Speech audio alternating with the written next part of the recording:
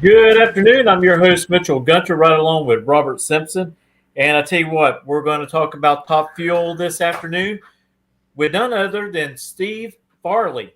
I tell you what, Steve Farley, he's got a great history to talk about tonight, and also about his job. And yeah, as wrong, Robert wrong, wrong explained, Farley. It's Scott Farley. You got the wrong. You got the wrong Farley. I said Scott Farley. No, you said Steve. Steve? Oh, I'm sorry. Scott Farley. Scott Farley coming on tonight, talk about Top Fuel, talk about Pro Mod, talk about his career flying, and also he is part of Team Redline. So Yes, he is. another big plus. You know, we're all part of Redline Oil as well, and so we're looking forward to that. But before we get started, we got a few commercials, and we'll be right back after these messages. Reliability to drive thousands of miles. Confidence for those who fly high. Redline oil products give you the power to crush the competition. And a track record of being the best. Redline oil products. You push it to the limit, we'll protect it. Ready to take your engine to the next level? Scorpion Racing Products delivers precision-engineered, high-performance rocker arms that dominate the track. 100% CNC machined in the USA with aerospace-grade aluminum for unmatched strength and durability. Our rocker arms handle extreme conditions with multiple ratios available to fit your needs. Backed by our exclusive lifetime warranty. When performance matters, choose Scorpion Racing Products. Proven, reliable, unstoppable.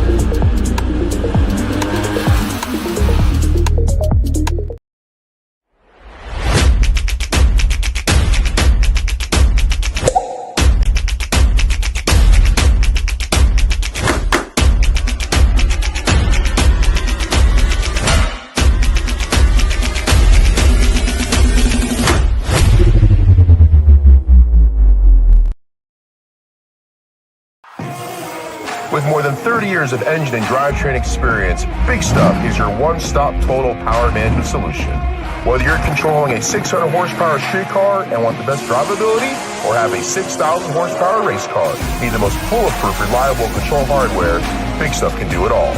All of our components are designed and manufactured right here in the USA, including our computers, wiring harnesses, touchscreen displays, and more. Nothing is built offshore, and we take pride in being one of the only automotive aftermarket manufacturers that can say this. Learn more at bigstuff3efi.com or connect with us on Facebook and Instagram for more information.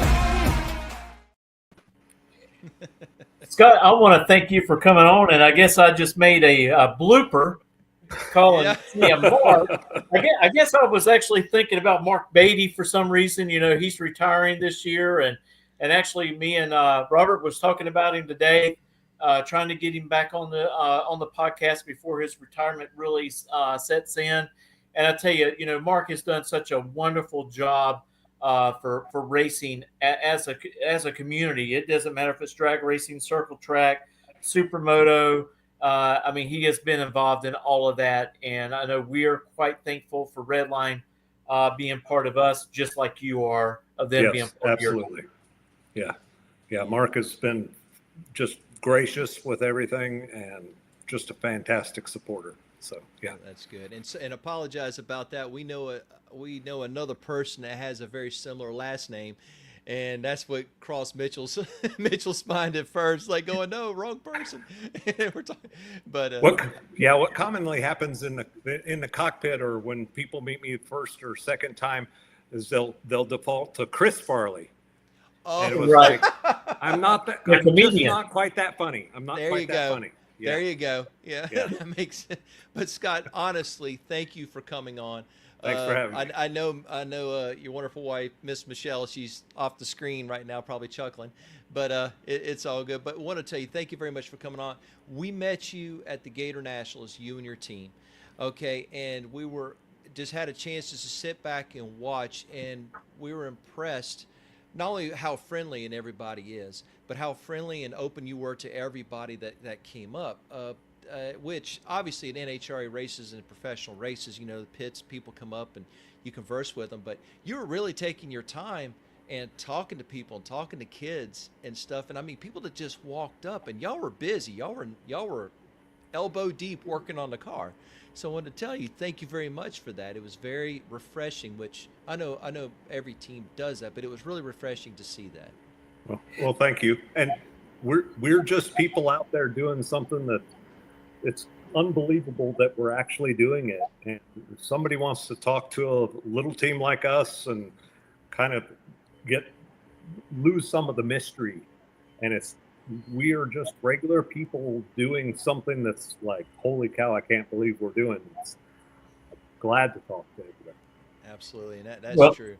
Well, in the most important part, I love when I'm walking the pits and I do see the drivers taking time with the kids, because that's the future of our sport. Mm-hmm. I know I say it a lot, but it really is true.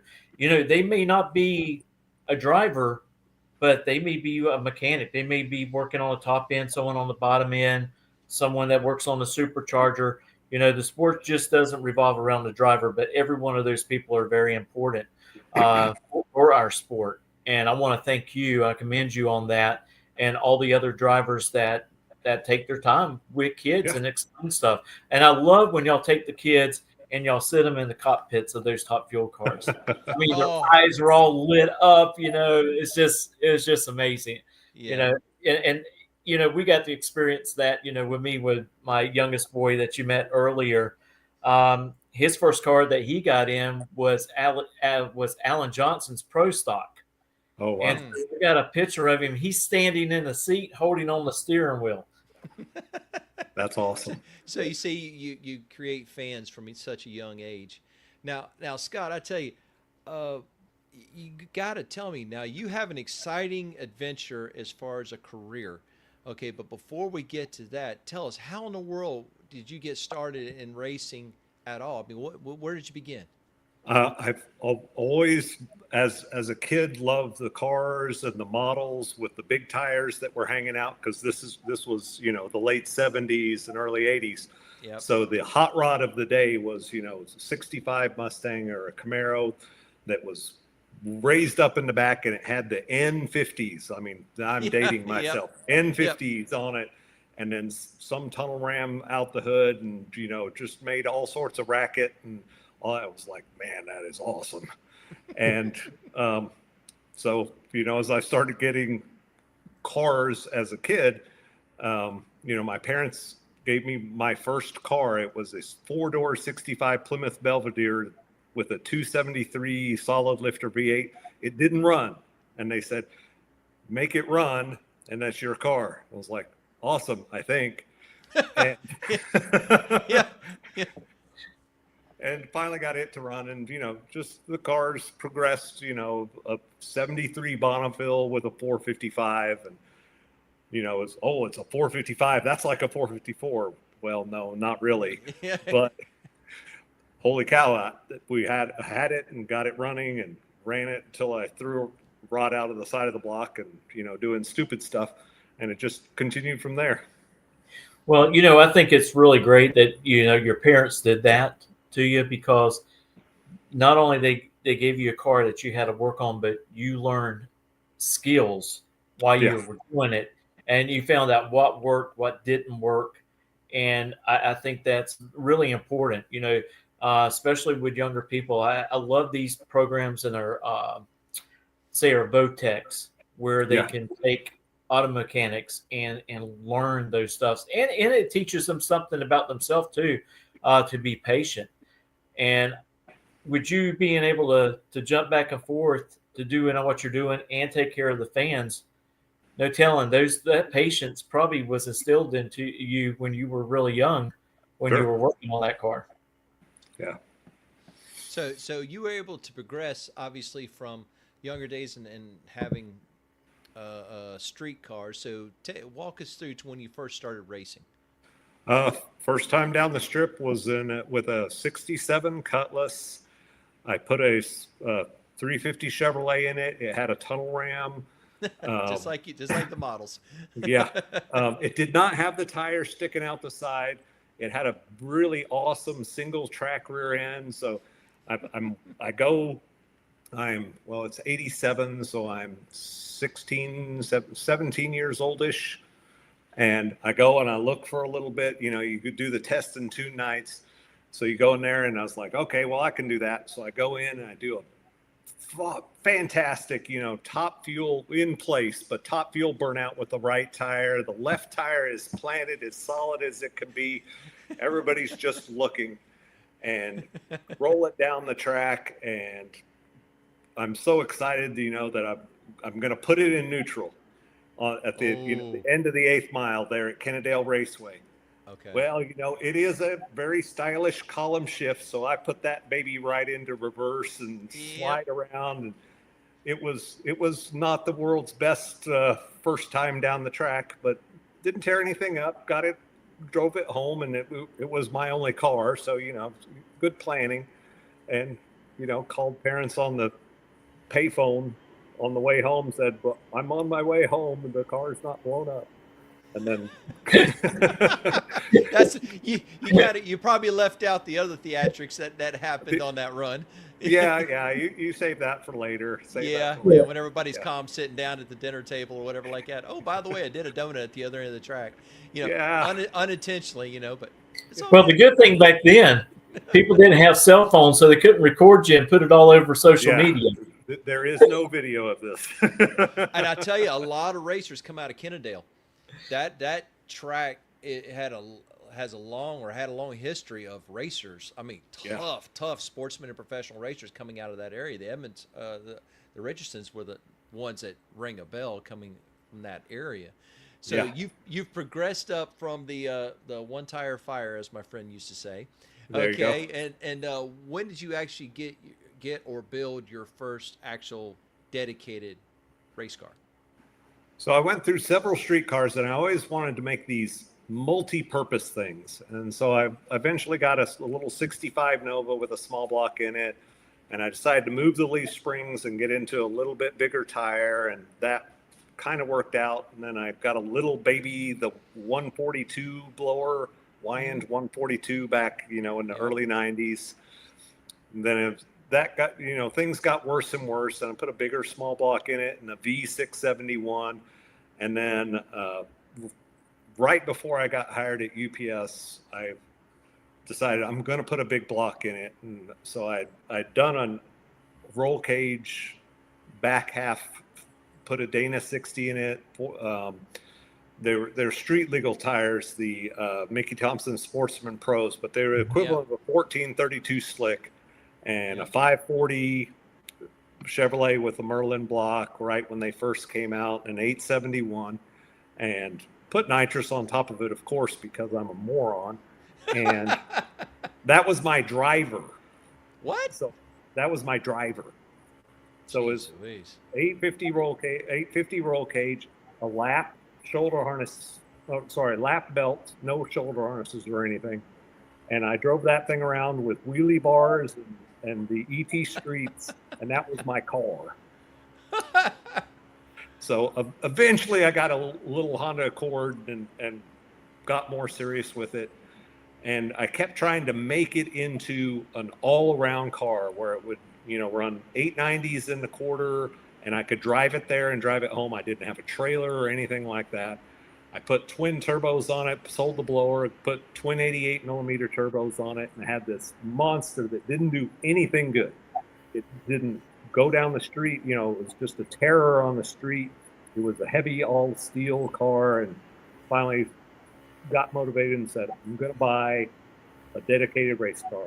So I got a steel roof and quarter, full chassis, 750 mild steel, 70 Camaro that had a 540 and an 871 alcohol, and I was like, well, I'm still going to want to drive it a little on the street.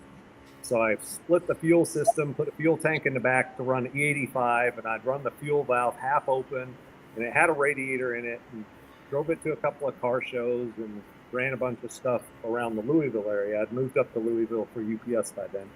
And so it would run 450s in the 8th mile, 150, and it would go to car shows-ish. And it had headlights, and I had a golf golf cart setup with the turn signals and Right, headlight right. switches and stuff. Yeah. So it was street legalish, sort of. And so time went by, and I said, "Oh, I'm going to put a 1471 on it." So I put a 1471 on it, and I said, Because why "I not? want, Yeah, why not? 8's good, 14's better." There you go. There's room. It'll fit. Yeah. So I did that, and then I was like, "Man, those screw blowers are cool. I want a screw blower." And everybody's like, "You're an idiot." And so I end up buying a C rotor. Really? It was serial number like 8. It was one of the oldest surviving C rotors on the planet, but I got it. Wow. And everybody's like, "Holy cow, you're okay. Is your big block together?" I was like, "Yeah, it's fine. Sell it because the screw is going to just spit the crank out the bottom and go get a Hemi." I was like, "Okay, sounds good." So I go around and I buy an old Coletta Top Fuel Hemi that had the big giant domes on it to give it some compression. And I get that, and everybody's like, "Oh crap, you're serious." The screw on the Hemi. I wish I could see their faces. Wait a minute. What part did they finally say, "Oh, he's serious"? You know what I mean? This whole previous part of the conversation, really? That ain't Yeah. So you were saying, Yeah, they're like, "Oh, okay, Scott, you need to go get a real Pro Mod. You're going to twist this mild steel chassis in half. Don't do it." And I'm like, "I like my 70 Camaro. It's a full body stock dimension 70 Camaro." They're like, "You need to get a real Pro Mod. Get a chromoly chassis." And I'm like, "Oh, well, I'll make a chromoly chassis." So I got 300 feet of tubing. I got a affordable bender. That's an actual brand. It's a square box with a hand pump on it with the mandrel. I've used it many a times. Yeah. And I bent up a chromoly 25.2 double frame rail chassis. I built it on a jig. It was a leveled Formica table in the 2-car garage at Southern Indiana, and built this 25.2 chassis. And they're like, everybody's like, you're a nutball. And I was like, "Yes, and." Yeah, and. So I put all this in and get it together, and after a lot of, a couple of backfires, burn a windshield down, done all the usual learning curve stuff, I had this steel roof and quarter 70 Camaro full dimension C rotor screw car. And everybody's like, "Well, you need a Pro Mod. You need a Pro Mod." And I'm like, "What's wrong with it now?" I'm got it together. It's doing great. And they're like, "It's too heavy." I'm like, "Well, what do I need to do?" "Well, you should get a real Pro Mod, something longer wheelbase, carbon fiber body, and all that." And I said, "Oh, okay. Well, I'll make a carbon fiber body."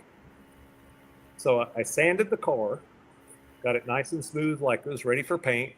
Put 6 coats of wax on it, got gel coat out, sprayed the body in gel coat, put 6 coats of fiberglass, 7 coats of fiberglass on it, and made a mold of a 70 Camaro. And this is in a 2-car garage, and every night Michelle was able to park her car in the garage after I was done doing whatever foolishness I was doing for the night. Made a mold and made a carbon fiber stock dimension 70 Camaro. And I took the steel body off, put the carbon body on, and you get up close to it, you could look and say, "Okay, that is not the premier Tim McCain 69 Camaro body as far as quality." But it was a 52-pound carbon fiber body car, and the car weighed 2258. Okay, I got to ask you one question that crossed my mind. On carbon fiber, where did you take it after you, because if I understand correctly, in carbon fiber, you have to put it in a chamber. I don't know, is it a pressurized chamber or a certain type of heat chamber to get it to set up properly or something like that? If you're doing big, really good stuff, yes. But you can get it depends on the type of epoxy that you get. Oh, okay. Okay. And so you can get some lower temp epoxies. So like if you buy a Tim McCamus carbon fiber body, that thing it can sit in Dubai in the sun and not have any issues. The temperature of the surface can get, 300 degrees because it's been in an autoclave. That's the it. stuff that I built was room temperature stuff, and it would cook out, and it was really hot when it was, curing. Oh yeah. Oh yeah.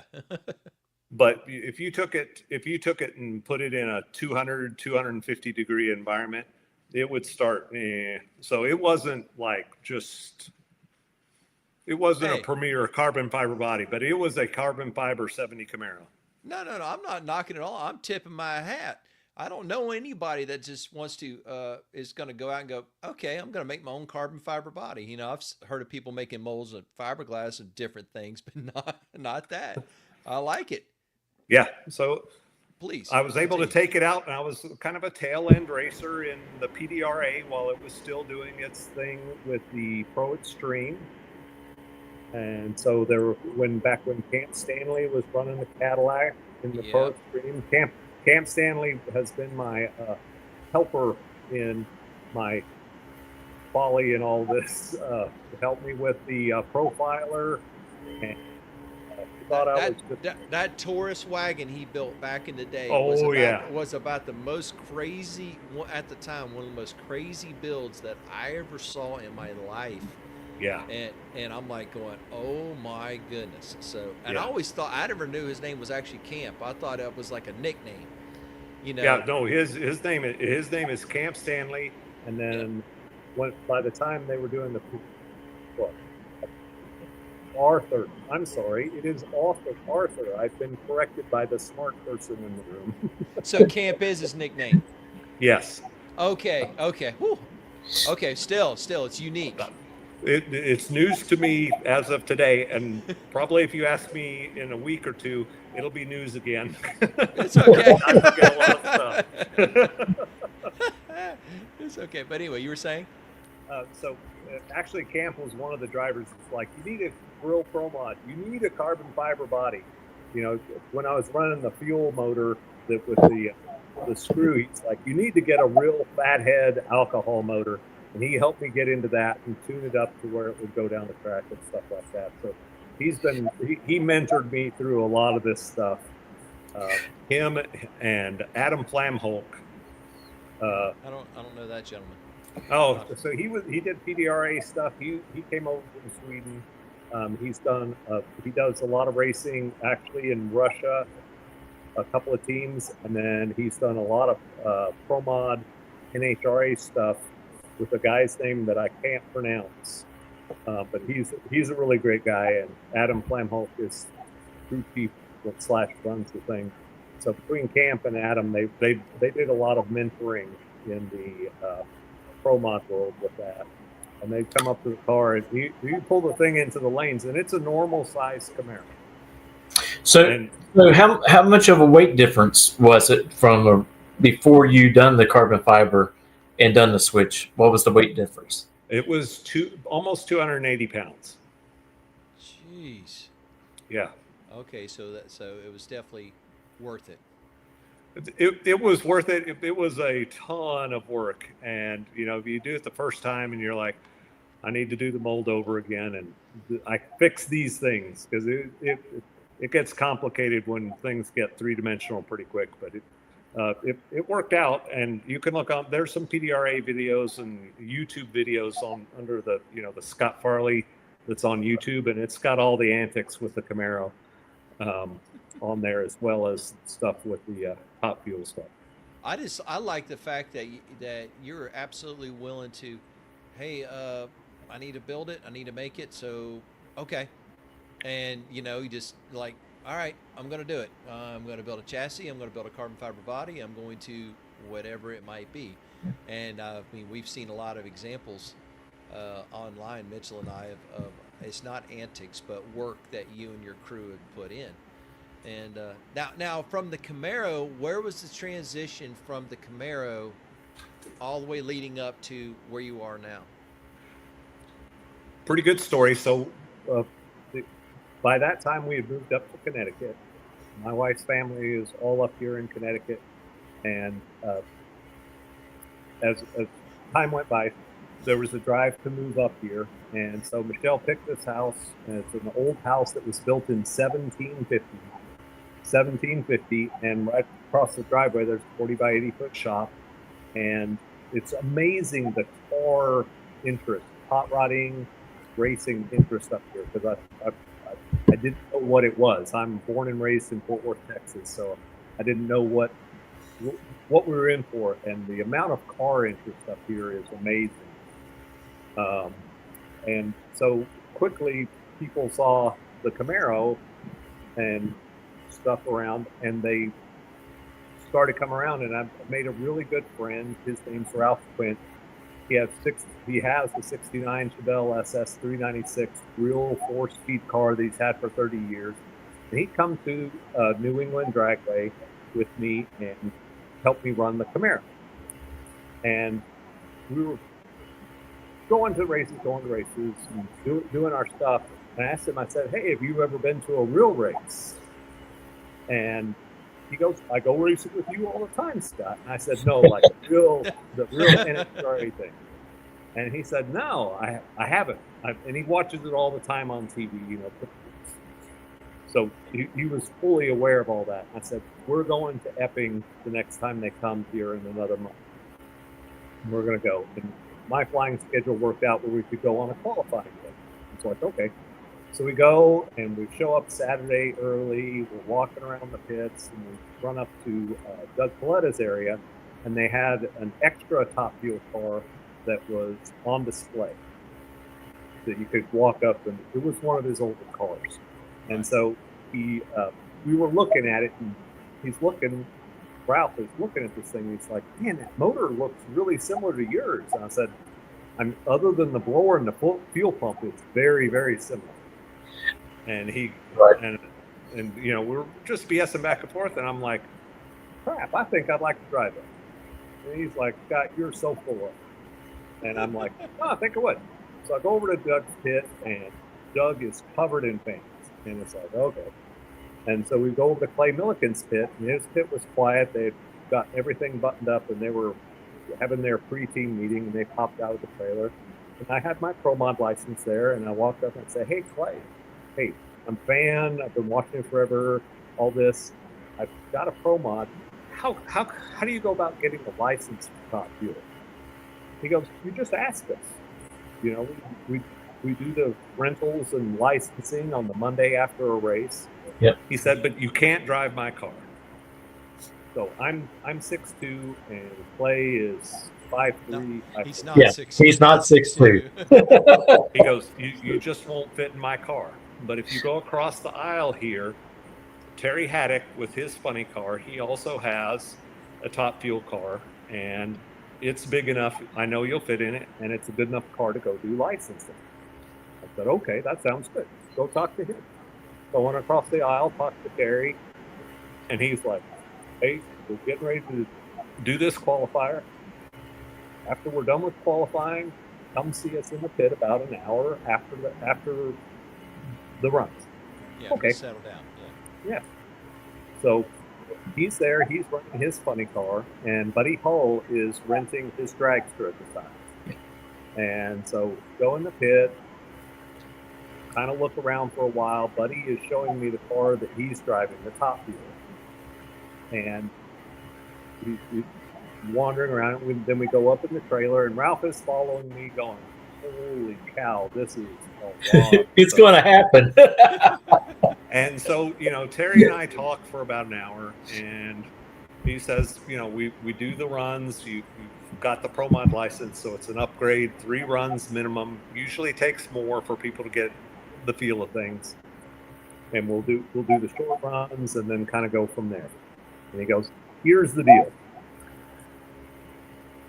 Well, I talk to people about this all the time, and you know, we talk about it. We say, you know, call me a couple of weeks from now, and we'll get set up with this first licensing run." 90% of the people don't call 2 weeks later. Right. And of that, you know, the people call 2 weeks later. 90% of them never really follow through, or anything like that. And then he goes, of the very few that actually we do get to the track, we have planned, to do 400, 500 foot runs. And that's, one of your first partial runs, kind of get used to the car and how things go. He goes, of the few people that do that, almost all of them make that first pass. They say, thank you very much for that experience. Never want to do that again.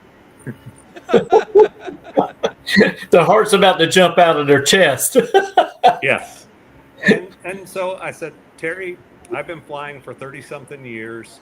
I've been an instructor on an airplane. I respect you as an instructor because you're teaching this Top Fuel and I am the student. And I respect that is absolutely true. But I'm not going to be that guy. And he goes, yeah, whatever. Call me or not in 2 weeks. And I said, okay, I will. And so Ralph and I leave the trailer, and I'm all excited about this. And Ralph's like, there is no way Michelle's going to let you do any of this. No. Because he's just seen a Top Fuel car, go down the track live versus watching it on TV. And, right. He's just like, yeah, your first live experience. Yeah. It's a true eye-opener. That is for sure. So we go home, and Michelle and I have this kind of etiquette between the two of us of, if one of us has a big subject that we want to talk about, we don't just come in and go, blah, blah, blah, blah. We say, hey, how you doing? Tomorrow morning over breakfast, I've got a subject I want to talk to you about. And it gives one or the other time to kind of brace and like, oh boy, what's that? And so it's kind of like a cliffhanger, isn't it? Yeah. And so I go through this and talk with Michelle, and she goes, no, tell me about it. And I said, no, let's wait till tomorrow. She goes, no, tell me about it. I said, well, hey, I'd like to license this Top Fuel car. And I could explain, the short runs, long runs, all this. And she goes, oh, okay, that sounds great. Tomorrow morning, I want to talk to you about something. Oh, no. No. So put you on your heels. And I said, no, let's talk about it now. She goes, no, let's wait. I said, no, let's talk about it now. She goes, I would like a little airplane. And I was like, okay, sounds good. What kind of airplane? She said, I'd like a Saratoga. 6-seat, low-wing Piper airplane. And I said, okay. She goes, let's do it. Or she said, let's talk about it after you get your Top Fuel license. That's what she said. And I said, oh, I don't know how long that's going to take. We need to talk about it now. That's what. So we talked about it, and so we simultaneously did two things at once. We went and got Top Fuel licensed and got ourselves a little airplane. Hey, okay, fair trade-off. It's like, honey, you want something? Sure. So do I. Okay. It works out really well, Scott. It works out really well because if you can get some people to take your car somewhere, she can give you a ride to the track. Yeah. It's a win-win. And if some other team members or another team needs a lift, charter. Okay. There you go. Okay. I see a whole business plan. It's working out good. So anyway, you were saying, so you got your license. Are you, or I'm sorry, you haven't called back yet. You're planning on calling back to get your license. So I call back. He's like, all right, we'll do it. And so we go to XRP. So that's south of Dallas, 8th Mile track. And the plan is to do the two short runs there, the two partial runs, right, and then go from there. And so he actually had two people lined up to do it, myself and then one other individual. And so it's good for him from a business standpoint to bring the whole operation out. Because when you do it, you can't just say, well, we're going to bring a Top Fuel and a 9/16 wrench. I mean, you've got to bring the whole program. Yeah, you got to bring everything. Yeah. Yeah. And so once you're turning the car, you turn the car. So we go out, and he goes, well, first we're going to drag you down the track because you're not used to moving things around that are big and long. And I was like, well, the MD-11, it's 201 feet long. And so I have to worry about gear that's 108 feet. And this is a 300-inch, 25-foot wheelbase. I've got you, but let's go learn it. And so he gets me in the tow vehicle, and he says, we're going to tow you down the track kind of brisk, but not real fast. I'm like, okay, sounds great. And so they go, and, they've taken over the track for the day. It's a test day. And so they get the rental car, and they say, okay, we're going to do this with the burnouts. And they push me forward, and they push back. And I'm going through the controls in the cockpit. And he goes, okay, now we're going to run down the track, and it's a left turn off. And so they get the rental car. They get things taught. And, man, Austin West, who's driving the car, he's driving the rental car. He's like, as fast as that rental car will go, we're going down the track. I'm like, holy crap, I do not want to hit the rental car. Right. That's what you're worried about. I would too. So we do that. We come back and we debrief and talk about, okay, now we're going to do it for real. We're going to do the warm up. We're going to go do the first pass and everything. And, I want you to hit the gas. It's on or off on the gas pedal. And I was like, okay. And, we've done the Pro Mod thing, and there's a lot with the Pro Mod of, dancing on the throttle and stuff. And it's taken me a while to get over that. But the first time I hit the gas, I ease into the gas and go the 300 feet, 400 feet, and, an eighth mile in 3:45. So it's still pretty fast, but the car's turned down, and, that's faster than I've been. I've been 399 in Camaro, so 345 is a pretty big jump. Yeah. And he's like, I told you to get on the gas, with all sorts of colorful and stuff to Language go with in it. Between. Right. I can see you right now. Yeah. Terry's very clear in his speaking all the time. Kind of like Roy Hill when he's fired up. Same way. Yeah. Very, very clear. And so we come back around. They service the car. We're talking about stuff. Buddy's there for that event too, because he's renting the car the whole season, so he's feels committed to the whole program. And I can't say enough good about Buddy Hull. He's doing his thing now with the funny car.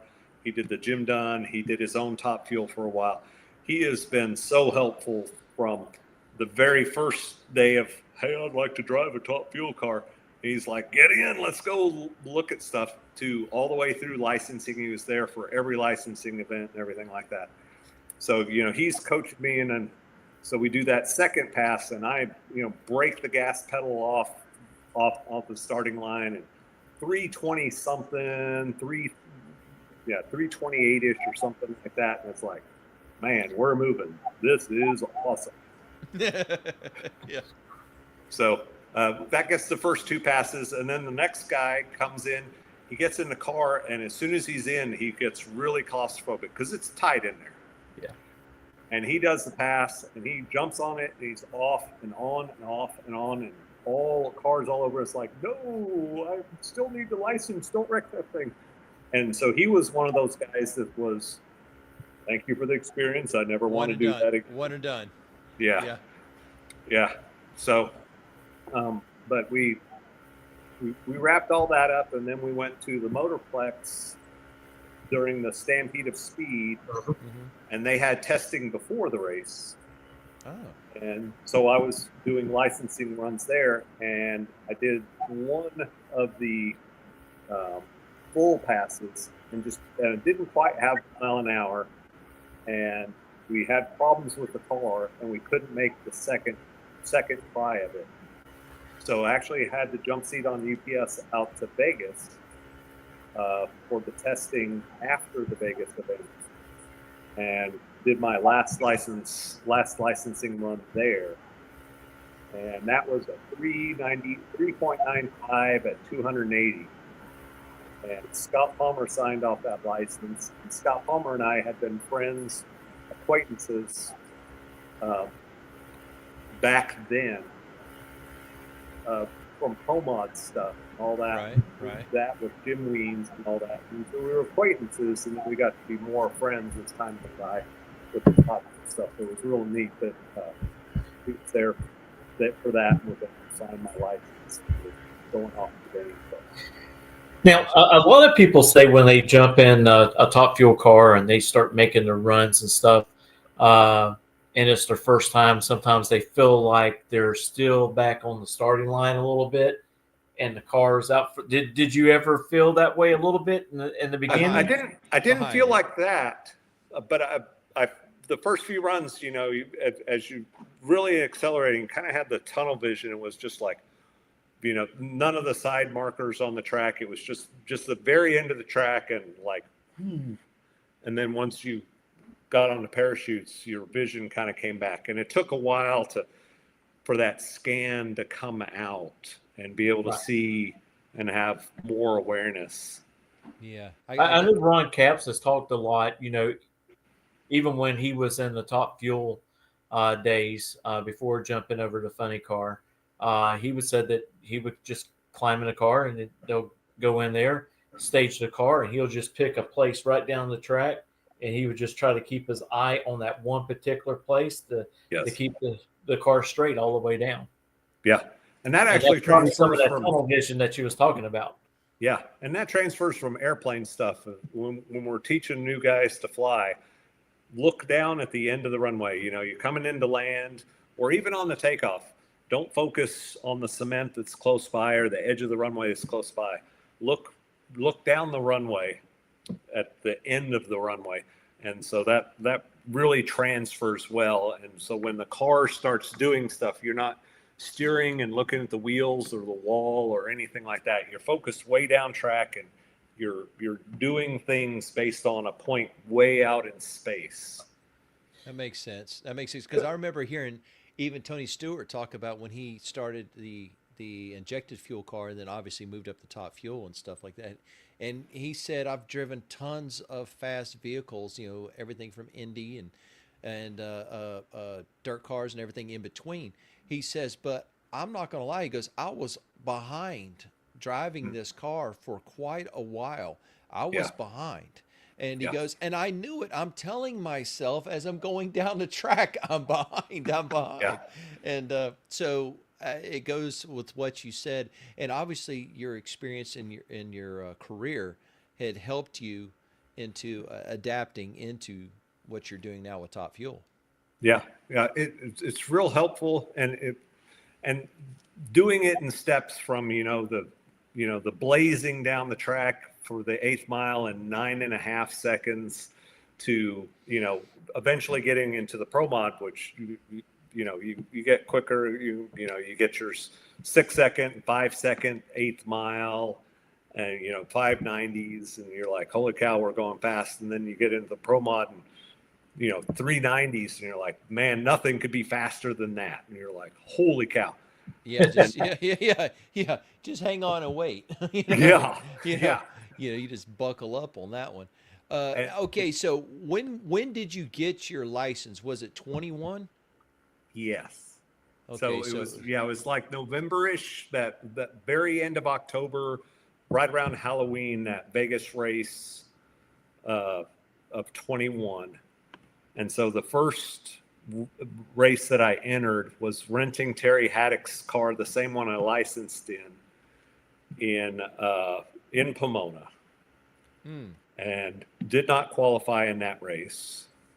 And then after that, I started renting the dragster that I own now, and did 4 more races in 22 for a total of 5 events as a renter in 22. So that was Terry's car? So there, apparently, if you're going to enter into Top Fuel, you have to deal with people named Terry. So it was Terry Haddock, and the first rental was Terry, and then I rented a car from Terry Totten. Oh, okay. And okay. And bought the car, and that's the car I bought. And you was also a finalist for Rookie of the Year in 2022, correct? Yes, it was Camry, Caruso, and myself. And the funny thing is that her father and I knew each other from the PDRA days. So it was like, the circles were small all the way through there. Well, I tell you, when you put your team together, starting, I'm assuming over the winter of 21 to 22 is when you were putting your team together. Yeah. Okay. Now, how did that come about? Because, I mean, did you just call a lot of buddies like going, hey, I'm going to go run Top Fuel. You want to come? And they're knowing you from your past, like going, he's just crazy enough to do it. Yes, I want to see this. I'm going to be here. Where do we have to go? You know what I mean? How did that come together? I mean, everything from the car and parts and truck trailer. I mean, just what? Yeah. So let's see. So first it was just calling people that were involved with the rental, saying, hey, can you help me? And then who do you know that's done this before? And so we had a whole bunch of people come in and just work through personalities that did or didn't work, or just schedules that did or didn't work, and all this. And so we spent a couple of years. Actually, crew was one of our biggest issues because we didn't have the same person every time or same group every time. So it was, show up at the track on Thursday night or even Friday, and it's like, well, here's the Top Fuel car, and it's like, and here's our toolboxes, and it's like, where's that 9/16 wrench, and all of those things, which absolutely kill the ability to turn a car. Right. And so one of the things that we did over the winter is there's a few people that really stayed with us and stuck with us, but we needed a clutch person, bottom end person, and just kind of get it all together and say, these are the people that are able to stay with us for whatever reasons. Last year we had a lot of success with people, but a couple of them were really younger guys that were wanting to move on to way bigger things than us, professional teams. And they were so good, but we knew that they were so good that they weren't going to be with us, and they aren't. Right. They're one's working for Sean Reed and the other one's working at Coletta, and they're flourishing there. And it's, absolutely the best thing for them, because us doing 5 races a year is not a way to make a living as a crew member volunteering for us. That doesn't pay the bills, and they had the skill set. And then we got guys that love Top Fuel stuff and have work to do, but would love to do it 4 or 5 times a year, and can do that and have that flexibility to be able to do that. And so we spent this winter, actually we brought everybody out in January in the freezing cold, warmed up the shop, and we had a race weekend that we literally, Michelle's schedule was up on the whiteboard on the door, as you may or may not have seen. And we simulated, everybody stayed at the house. The house has rooms all over the place. So we got up, we had breakfast, and we trudged through the snow, literally uphill through the snow. It's only 10 feet higher than the house, but it was uphill in the snow. So I get to say that. Yeah, exactly. Uphill in the snow to learn Top Fuel. And there you go.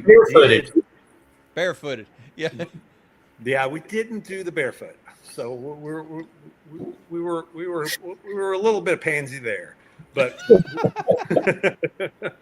but we go up in the shop, and the trailers in the shop, we had the awning out with the lights and the little 10 by 10 up to simulate the parts cleaning area, and all the tools and everything. We did it like this is Q1, and we're going to turn it for Q2, and then we're going to turn it, get it this far, and then we're going to go to bed.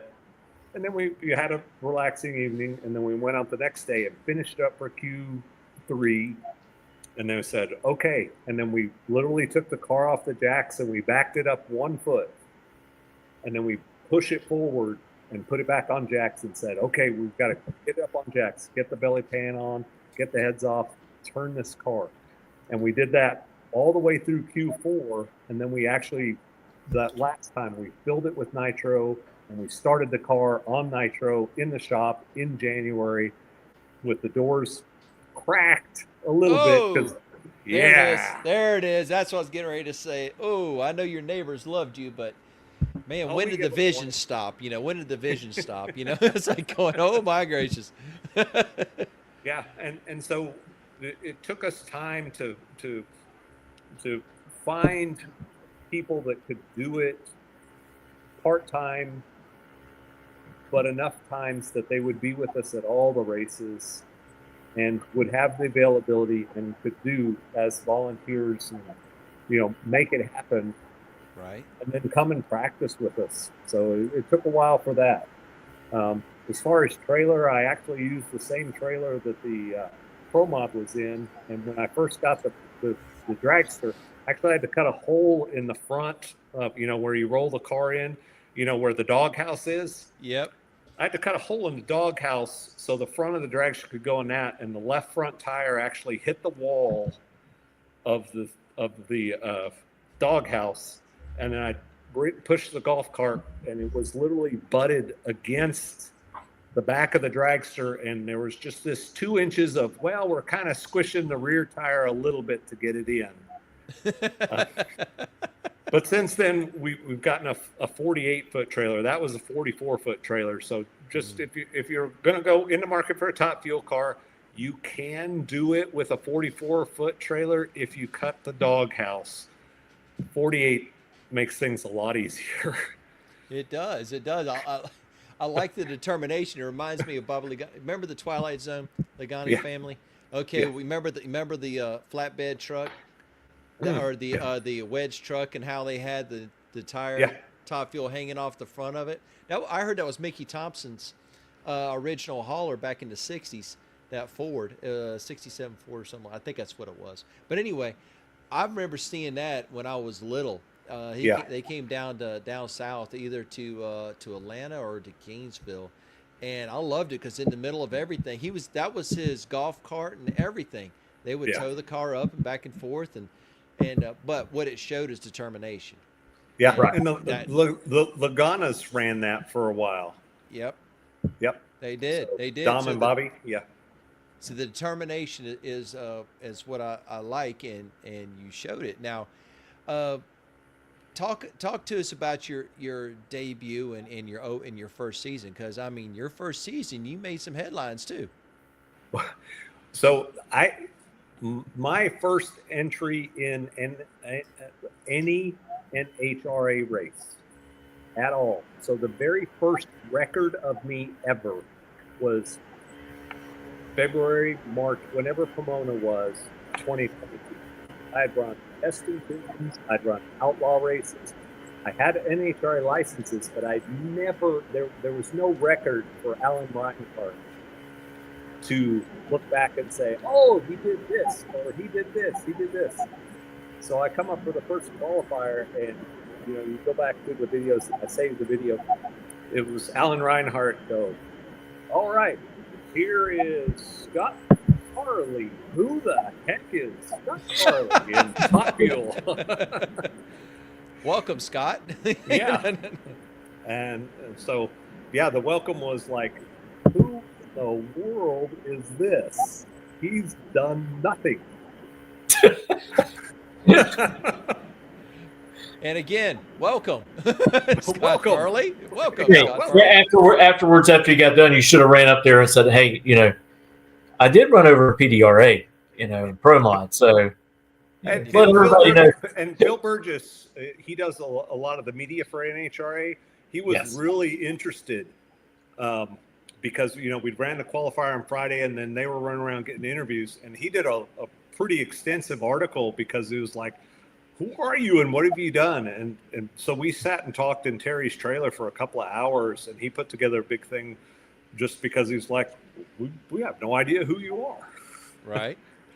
So, yeah. Yeah, he does a real good job for National Dragster. Yeah. His articles are great. Enjoy reading them. Yeah.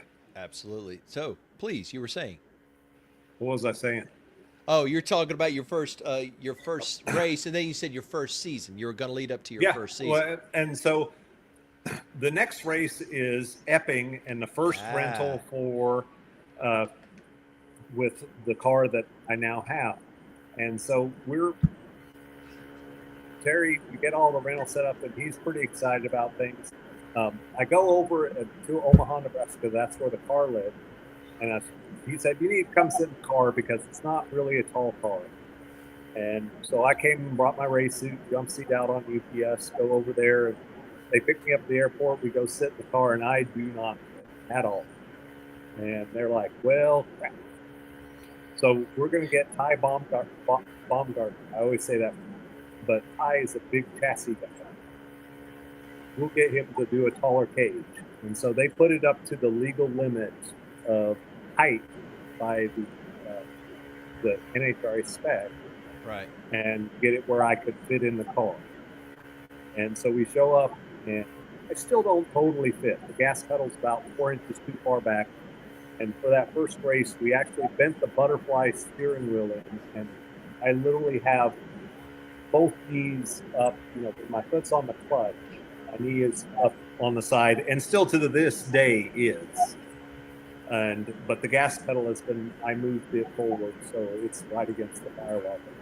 And so we're in there, we're getting all set up, and we do the qualifiers, and we get into the show, and it's like awesome. I'm number 16, so I get to race number 1, Steve Torrance. And so we do the Sunday mornings, we walk out, and I'm like, holy cow, I'm really here. I can't believe this. And look at the stage, and I'm sure I look like, well, not super, let's put it that way. But I'm like, holy cow, where do I walk? Yeah. Yeah. That's how I feel too. They get me strapped in the car, and we're 4th pair, 5th pair, something like that, whatever Steve chose. And they're doing the national anthem, and I'm like, I'm sitting in a Top Fuel car to actually go on a national event. And, just almost tearing up. I mean, it's unbelievable. How in the heck did that happen? And so we were cruising and pushing up in the lanes, and right before we go to run, Terry comes over, he looks down in the cockpit, and he said, okay, Scott, at half track, when you see Steve Torrance in front of you, I want you to let off the gas, it saves parts, and we'll be ready to race another day. I'm like, okay, I can do that. So we get up, do the burnout, back up, and I'm like, holy crap, we're really going to do this. Get up on the line, stage, I cut a light. I mean, it is an awesome light. Not really. It is a 300 light. Not 0.0300. A 300, 3/10 of a second have passed. I got you. Steve Torrance is already deep into his first pedaling of the car by the time I hit go. So he spins off the line. I motor up. I'm motoring down the track. He's on and off the gas, and he is not making a pass. And so I get to about half track, and I'm like, Steve should be passing me by now. Where is Steve? Where is Steve?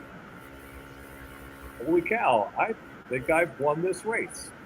Where is Steve? Because I need to go from the right lane to the left lane and to be able to turn right to get off the track. Where is Steve? And Steve is just not there. I'm waiting for parachutes to be in front of me, all this, but I'm like, holy cow, I've won the race. So I go over to the left lane, start to turn around the corner. I'm like, oh my goodness, I've won. I barely fit in this car. I've got to get out of it on camera. You're about to explode, aren't you? This is going to be ugly. Somebody pull. Yeah. So I pull around. They don't have to push me off because it motored down and it did pretty good pass. I let off the gas a little bit, so it backfired. And popped, but it rolls all the way around the track. So I unassisted make it all the way to where the cameras are, and the cameras are right on me. And I'm like, just, flying to get out of this car, and they're just focused on me. I'm like, holy cow. And they finally start panning the car for a little bit to give me some time to wrestle my way out.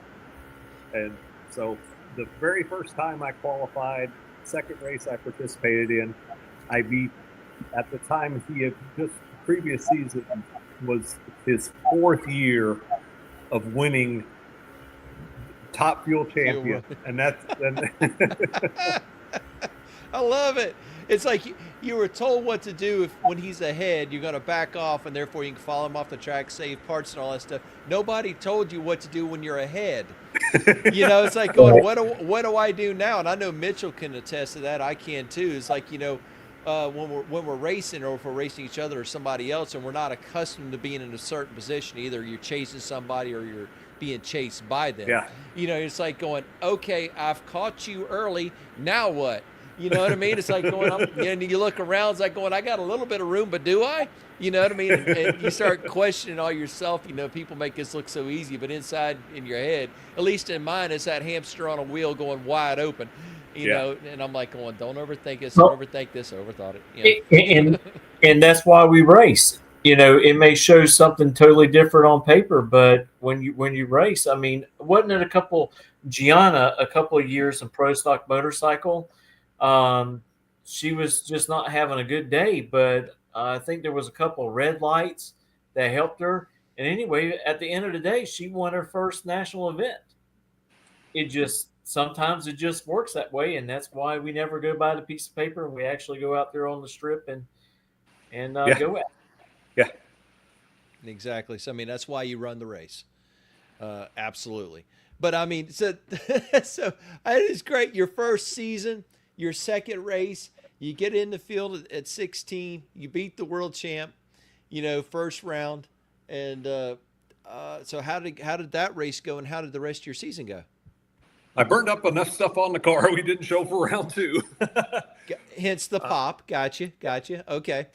But so we went up and watched round 2, and so Justin Ashley got the bye run, and he laid down, a 3.1 second. Not really. It was just right. 372, 368, something just absolutely stunning, as they almost always do. And it was like, okay, I don't feel that bad that I didn't show up, because that wasn't happening with this car or me. Either one of those things, we're not going to be able to do that. I'm not disappointed that I didn't show up.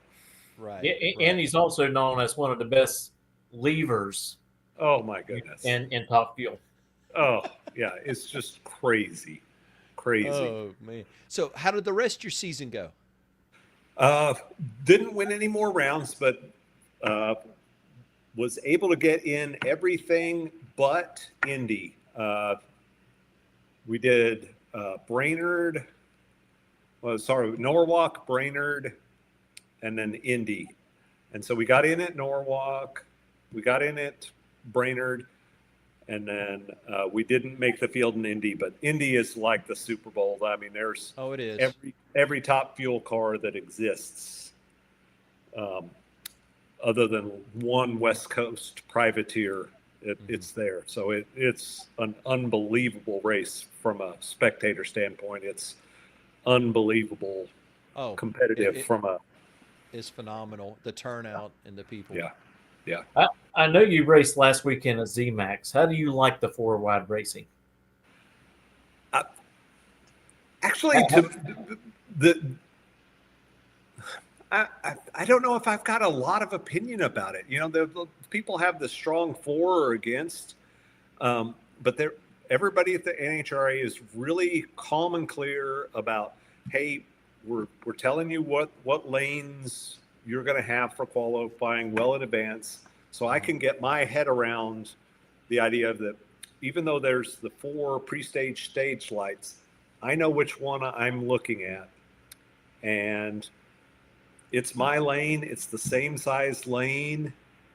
So, we getting the line in the staging lanes basically set up so that we can kind of file into that 4 wide, and they give everybody enough time to get sorted out, and the car's going to do, or it's not, about the same as the 2 wide stuff. So I don't have a strong opinion either way. If you know, Right. there are some people that are just, I love it, or I hate it, it's the worst thing. And it's mostly the spectators. It's not too much the drivers. It's actually the spectators. And I think some of the spectators, the reason why they down it and they don't like it is because they actually, maybe some of them have not even been and actually experience it. I mean, you got 4 Top Fuel cars, 12,000 plus horsepower each. I mean, it is just amazing, the sound and how you feel it, and the smell of the nitro in the air. You know, I just love it. So on Sunday we went to watch the finals.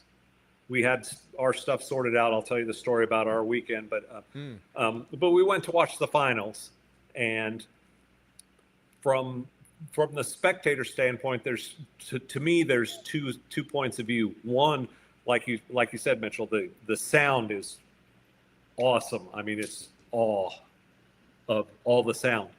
So that's the huge positive. The only negative is who won?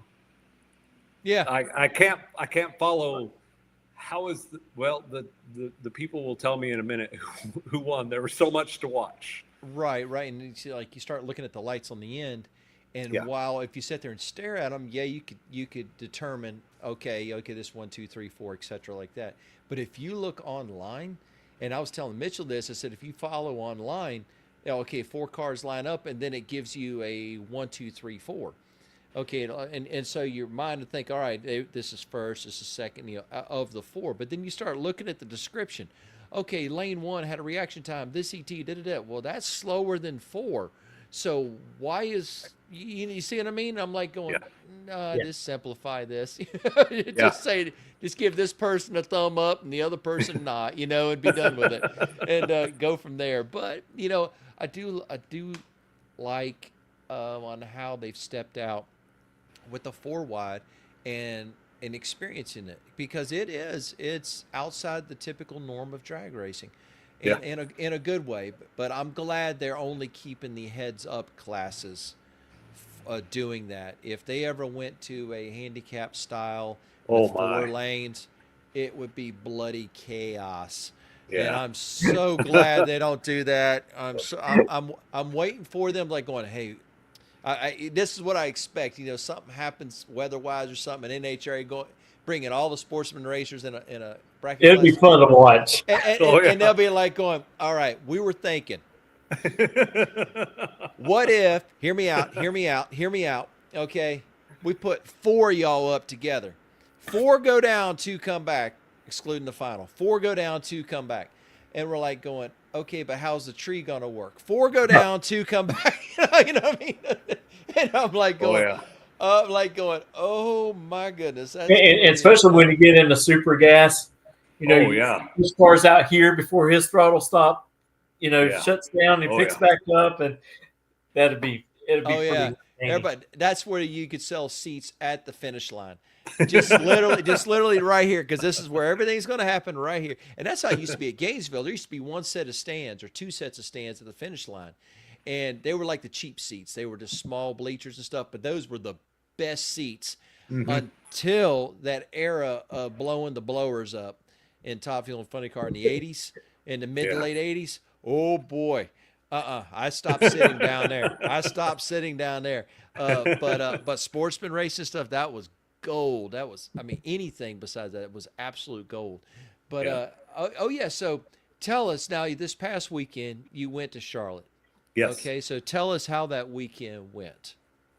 It was, for a lot of things, it was a fantastic weekend. For the car performing, it was a real disappointment. So we did the training stuff uphill in the snow this winter, and we went to Gainesville, and we got the car 3 out of 4 times up to the line, and the guys did great. Michelle directed traffic and ran the program just awesome. And we got some pretty decent performance out of the car. And we thought, man, we're going to roll into Charlotte and it is going to do this better, this much better. We've got our hands around all this. And the travel down, the technical perspective, the turning the car, we had down to a science. Our guys were sitting under the pup tent in the front for anywhere from 20 minutes to an hour between turns because they were all done and everything was, for a working car, was perfect. So we were ready for full qualifying. So that part of the race, which is huge and has been a challenge for us, went really, really well. I can't say enough for everybody that was supporting the car, how they did their job, how great they did, how efficient, how much better that second time out went. As far as the car performing, we did the burnout on the first qualifier, and a couple of hoses were changed out. We've got several safeties on the car, and one of the safeties is pan pressure or crankcase pressure. Right. And if we see over 9 psi of crankcase pressure, so think about this: you've got a motor running, and you've got crankcase, and then you've got 2 1.25 inch holes in the valve cover that go back to that 10-gallon can in the back, and it's unrestricted. And so with all of that, if you still have 10 psi coming into the crankcase, got something going on. Yeah, something big is going on. And when that reads 10 psi, it shuts the car down. Okay. Next to it, there's a line that's hooked to the intake manifold on an intake manifold runner that takes boost. And anytime you hit the gas, this thing makes somewhere 48 to 52 pounds of boost. And that line we use for data log. If you switch those lines during the burnout, you will get 52 pounds of boost into the pan pressure line. Ah, yes. Yeah, that's not good. That's not good. That is correct. So hence the safety. Yeah, the safeties worked flawlessly. And so once the car dies, you're done. So it died right quickly. So I stopped the car and they signaled to get out. So I jumped out of the car, got over the wall, and watched the other 3 do qualifier 1. Oh, what happened? So we figured out what happened. Okay, sounds good. So we get the car back into the pit, get it serviced. The guys turn the car great.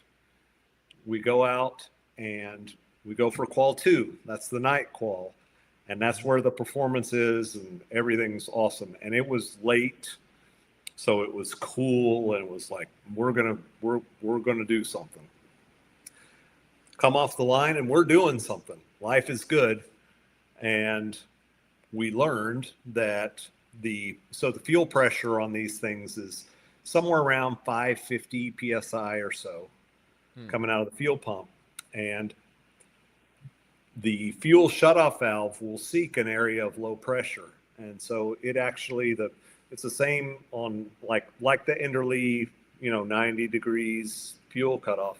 Right. And that fuel pressure will hunt for the cutoff if it doesn't have a lot of resistance keeping that fuel valve open. So it hunted and it found the fuel cutoff at about 550 feet. Ooh. And so the blower raised itself to the limit of the straps. Yeah, exit the chat. Yeah, it exited the chat. And we coasted from the motor was completely done at 600 feet and coasted to a 408. Jeez. So it was going to be a decent pass. That explained the low mile an hour. Yes. I said you were out. I said you were, when I saw the mile an hour, I said, boy, he was way, way out of it. So I think he went like 260 something. Yeah. Mitchell, your mic's off, Mitchell.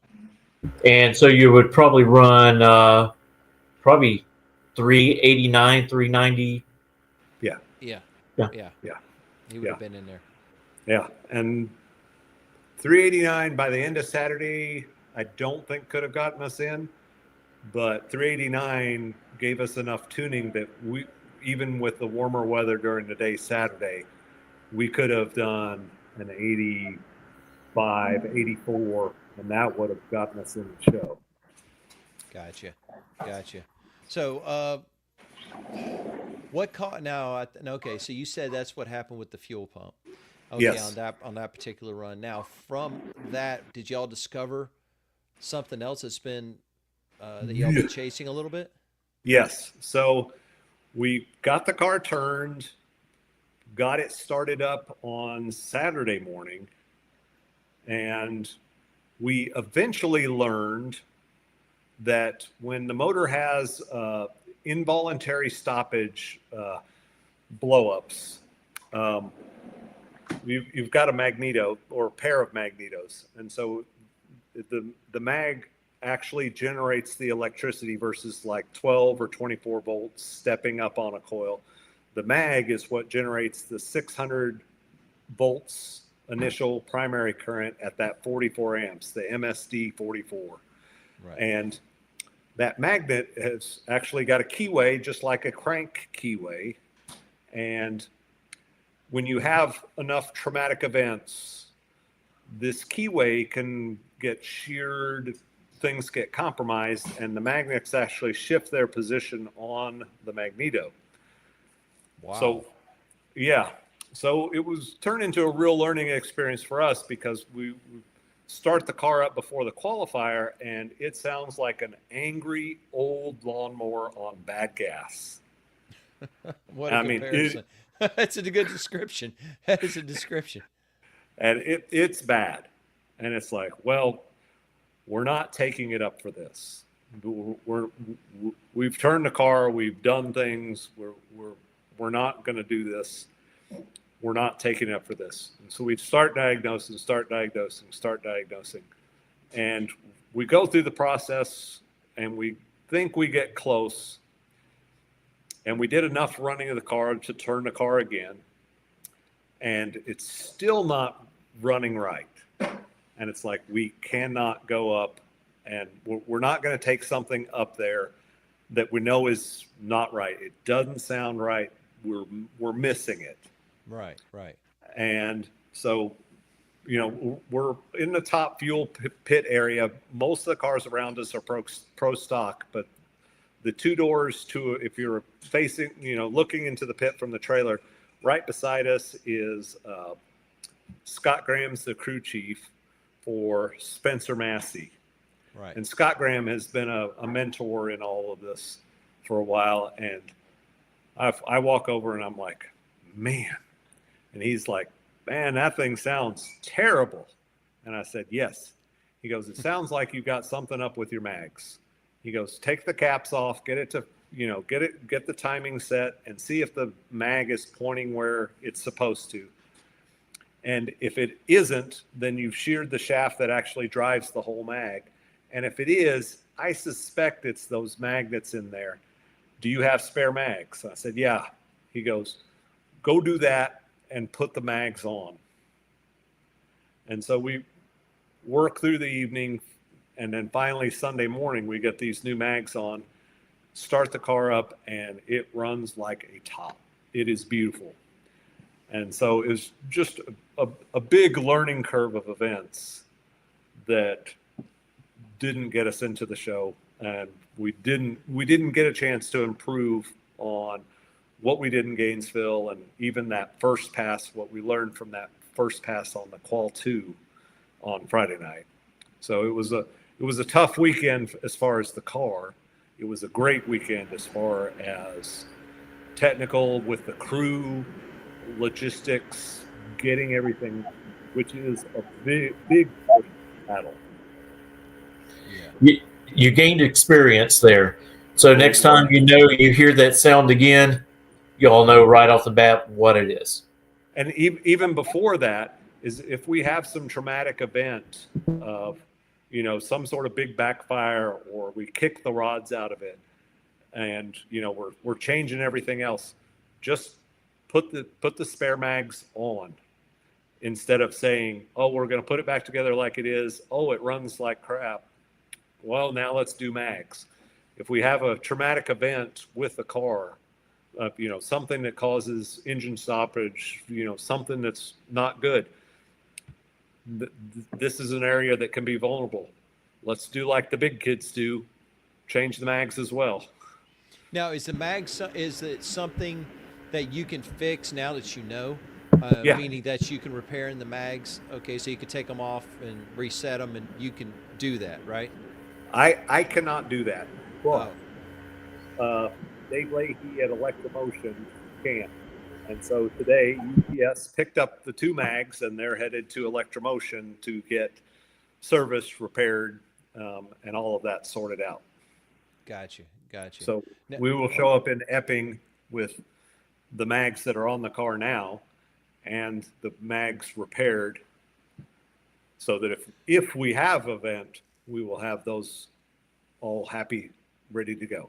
Now, what's your remaining schedule that you're planning on attending? I know you said Epping, but Yeah. So Epping, Norwalk, and then in years past, we've gone to Maple Grove. right. And so that's not happening. And so we're kind of playing that by ear, as the season goes by, and figuring out our schedules and all of our guys' schedules.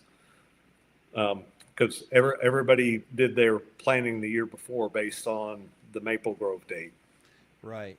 Now, I know several people, well, obviously with the surprise of Maple Grove coming at the PRI last year, Yeah. that some people are still planning on attending the Maple Grove event, even though it's IHRA this year versus NHRA. So, that might be some, I don't know, you might do it in the future. Don't Yeah, know. we're thinking about it. Yeah. Okay. I don't blame you. Now, Yeah. Mitchell and I talked about it, and it's absolutely fascinating what you and your wife do as a career. Okay. And Yeah. I was going to say, what is it that you do that allows you, and with the hard work, of course, that allows you the opportunity to race and work with your schedule? What is it that y'all do? When y'all are sleeping, we're flying UPS jets in the middle of the night, delivering your stuff. We're getting those mags to you on time.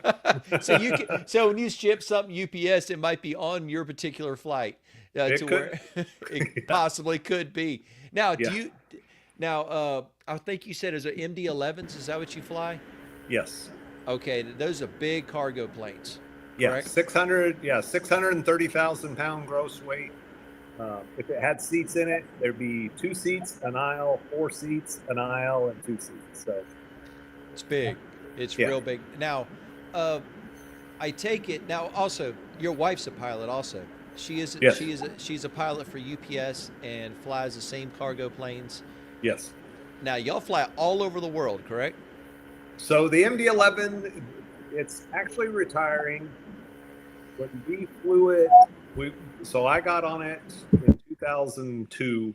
Michelle got on, was it late 2004 or early 2005? She got on 2005. And that was the MD-11's heyday. And so the typical trip was what we called around the world. And we go Louisville to Anchorage, Alaska, to Hong Kong, to Dubai, Cologne, Germany, then Louisville.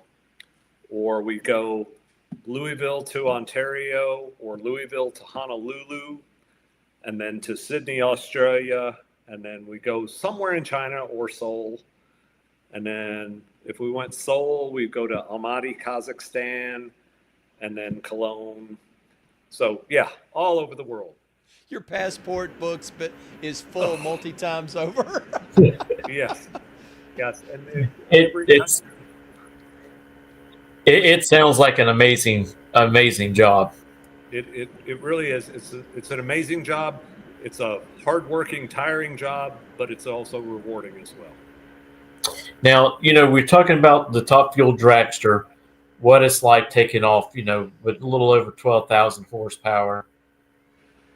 How fast are y'all going when y'all lift off in those planes? It depends on weight. And so if we're light, we'll lift off somewhere 160, 170 miles an hour. If we're like loaded down in China, taking off, it's 225-ish miles an hour. We'll lift off, and the airplane will just barely be flying and build up speed and stuff like that. Yeah.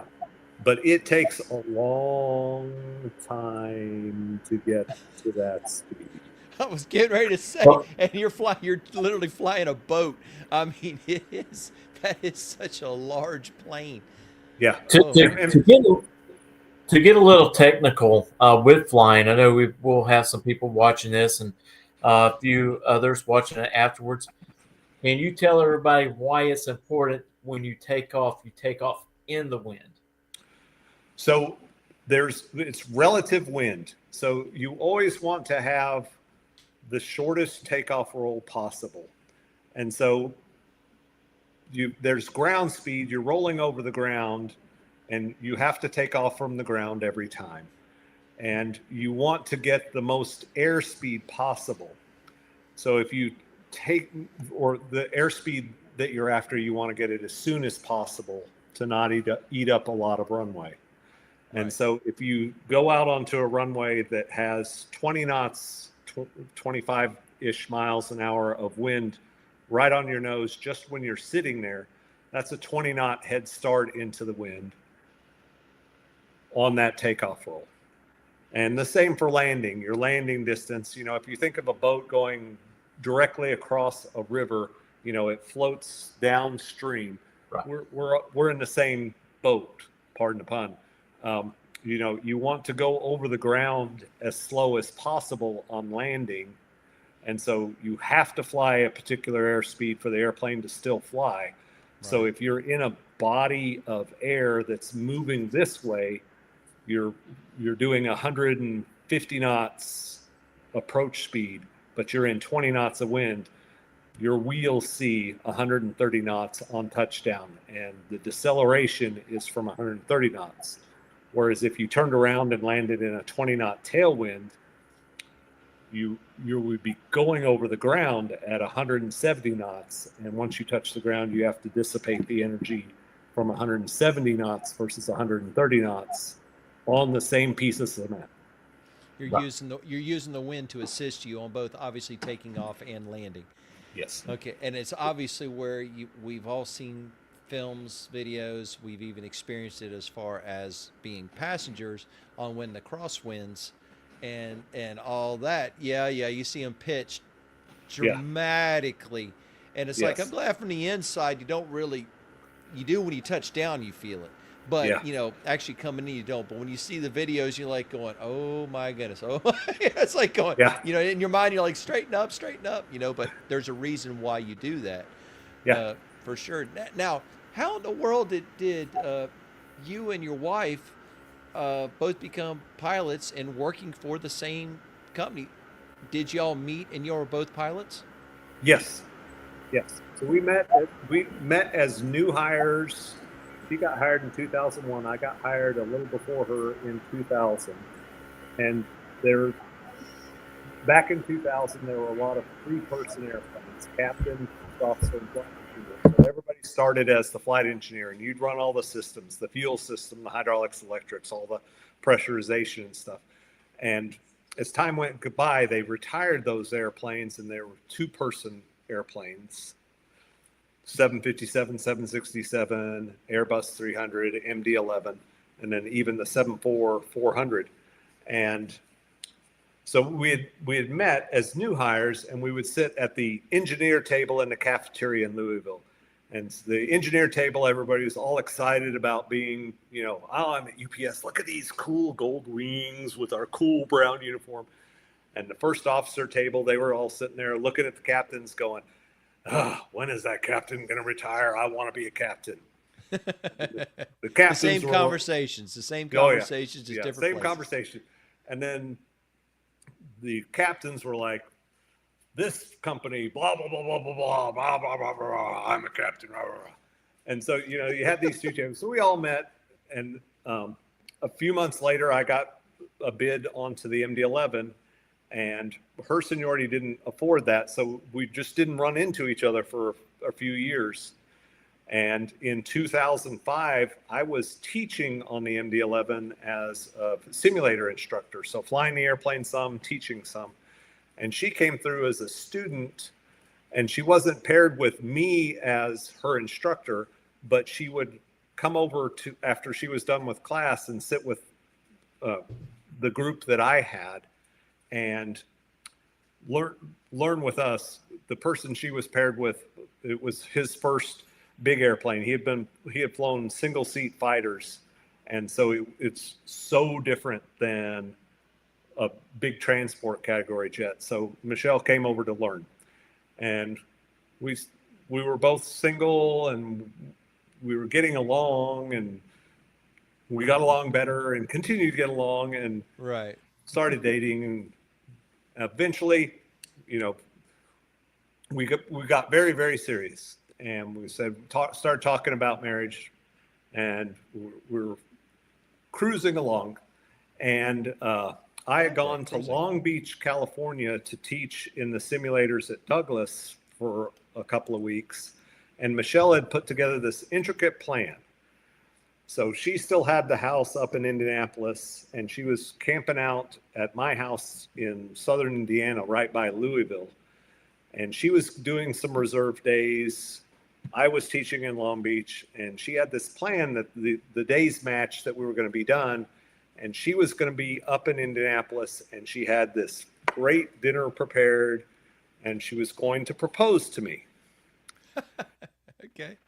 So what you can depend on to mess up a plan is a man. I saw that one coming. I didn't say a word. I know Mitchell was in his eyes going, "Yeah, pull up, pull up." Yeah, pull up, pull up. Pull up. So my wife would really, really like you. Oh yeah. Oh yeah, my wife too. Oh boy. I'm teaching in Long Beach. My students are doing great. They're doing exceptionally good. And so they actually did their check rides a couple of days early. And so, you know, I do the teaching with them, and then I'm their support during the check ride. And then once we're all blessed and on our way, we can go home so I call Michelle and I say, "Hey, I got the students done early, and I'm coming home a couple of days early." And she's like, "Oh, great." She had this plan that that she was actually going to be done and in Indy, and I was going to go meet her. And I was going to come home early enough that she still had to be in Louisville to be on reserve. And she's like, "Fantastic." So she goes up to Indy. She gets all the stuff that she has already pre-staged up in Indy, brings it to the house. I get home, come in the door, and she's acting weird. And I was like, well, I came home a couple of days early. She didn't have time to brace herself because, you know, this is not like really something good to look at. You've got to warm up to it. And it's like, okay. And the day progresses, and she's getting weirder and weirder. And I'm like, man, something is up. And what did I do? Yeah. And so I can't remember. Did we have dinner first? Was it dinner? Yeah, we did dinner first. And then she goes, "Scott, I want you to go sit on the couch." And I'm like, oh boy, here it comes. Great. So I sit on the couch. Then she comes out and she brings out candles. And I'm like, well, at least she's going to do it nicely and get rid of me nicely with candles. I'm like, oh. And she walks out of the room, and she comes back into the living room with a guitar and gets on bended knee and says, "Will you marry me?" And I'm like, yes. Absolutely not what I was expecting. Okay. Please continue. I did not expect any of this. I didn't either. Let me tell you. I was getting ready to say. So we decided, well, question for you. Cheap, frugal. What is cheaper than one pilot? No pilot? 2 pilots. So What was I thinking? Right. Yeah. So we decided to get married. We've been married before. We want to do something small. And we decided to invite who we can get along with.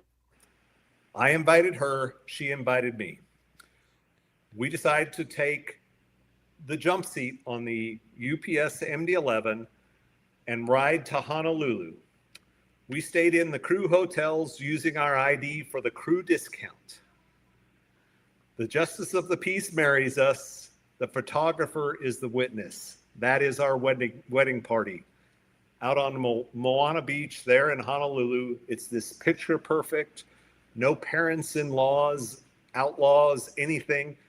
We tell them we're getting married. We're going to Honolulu to do this. We're having a party in 9 months. And they're like, ooh, 9 months. It's like, that's when school is out. Thank you very much. Plus other words.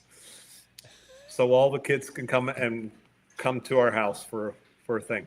So we jump seated out on UPS. Justice of the Peace married us. We rode UPS back home and went on our merry way. And so that's the story of how it all started with us. I love it. Okay, Miss Michelle, I must tell you, did not expect that. That was a good story. I did not expect that. So that I like that. Now, now going along the lines of you explained you were talking to Mitchell and I in the green room before we started, everybody. By the way, everybody, if you're listening here on the Spot Motorsports Media, we have Top Fuel driver Scott Farley talking to us on sharing with us how he began, what they're currently doing, how he just met his wonderful wife. But also he shared something with us in the green room before that we thought was Mitchell and I were very, very impressed with, is her organizational skills and how she organizes the team. Okay, and you shared something with us, a little bit of literature that she has put together for the team. Would you mind sharing a little bit? Yes. So we've got the car, go to a couple of races, and I'm a little more seat of the pants and on the fly, and there's all this stuff. And Michelle's looking around, and it's like this ball of chaos. And it's a mess.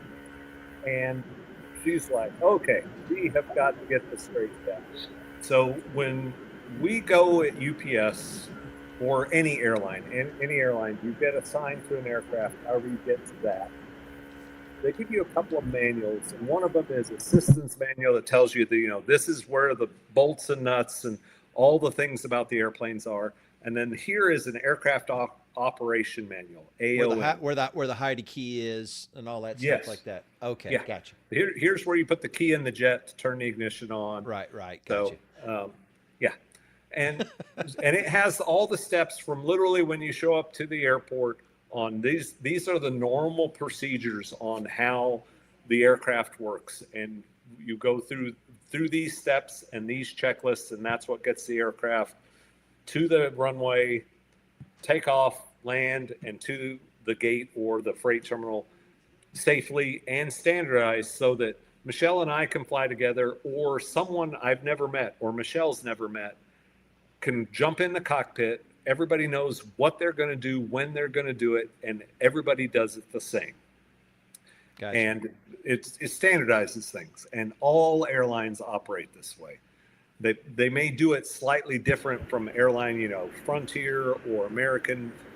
The checklists and callouts and the flows to move all the switches can be different way to get there, just like running a Top Fuel is a different way to get there, but all those things have to happen for the airplane to go fly and to land and to do all these things.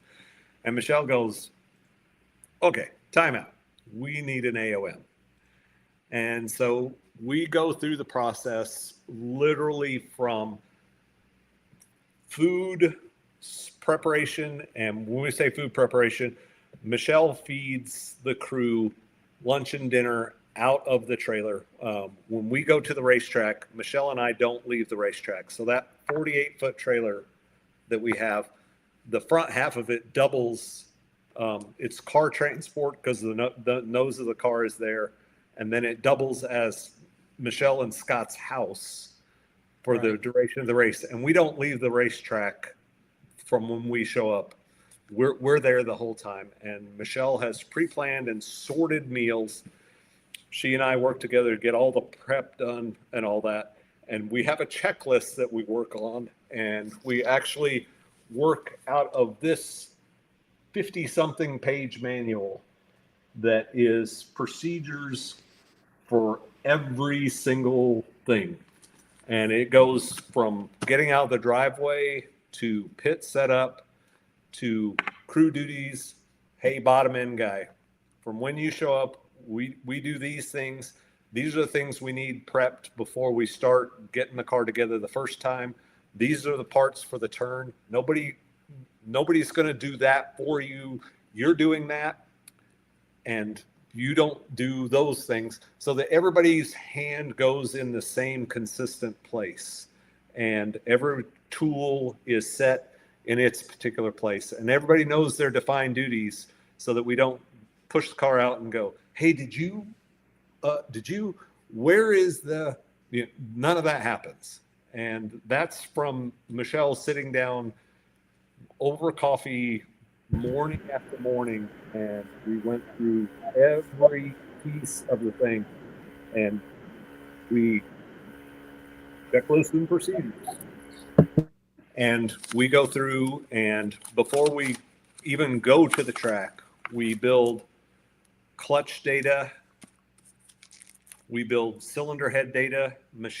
I build the heads, Michelle CCs the cylinder heads, so that her hands and her technique generate the CCs on the head every time, so that when we do the tune information, it's her hands and her consistency versus, I do it one way, or I'm doing something and she does something and it's a slightly different result.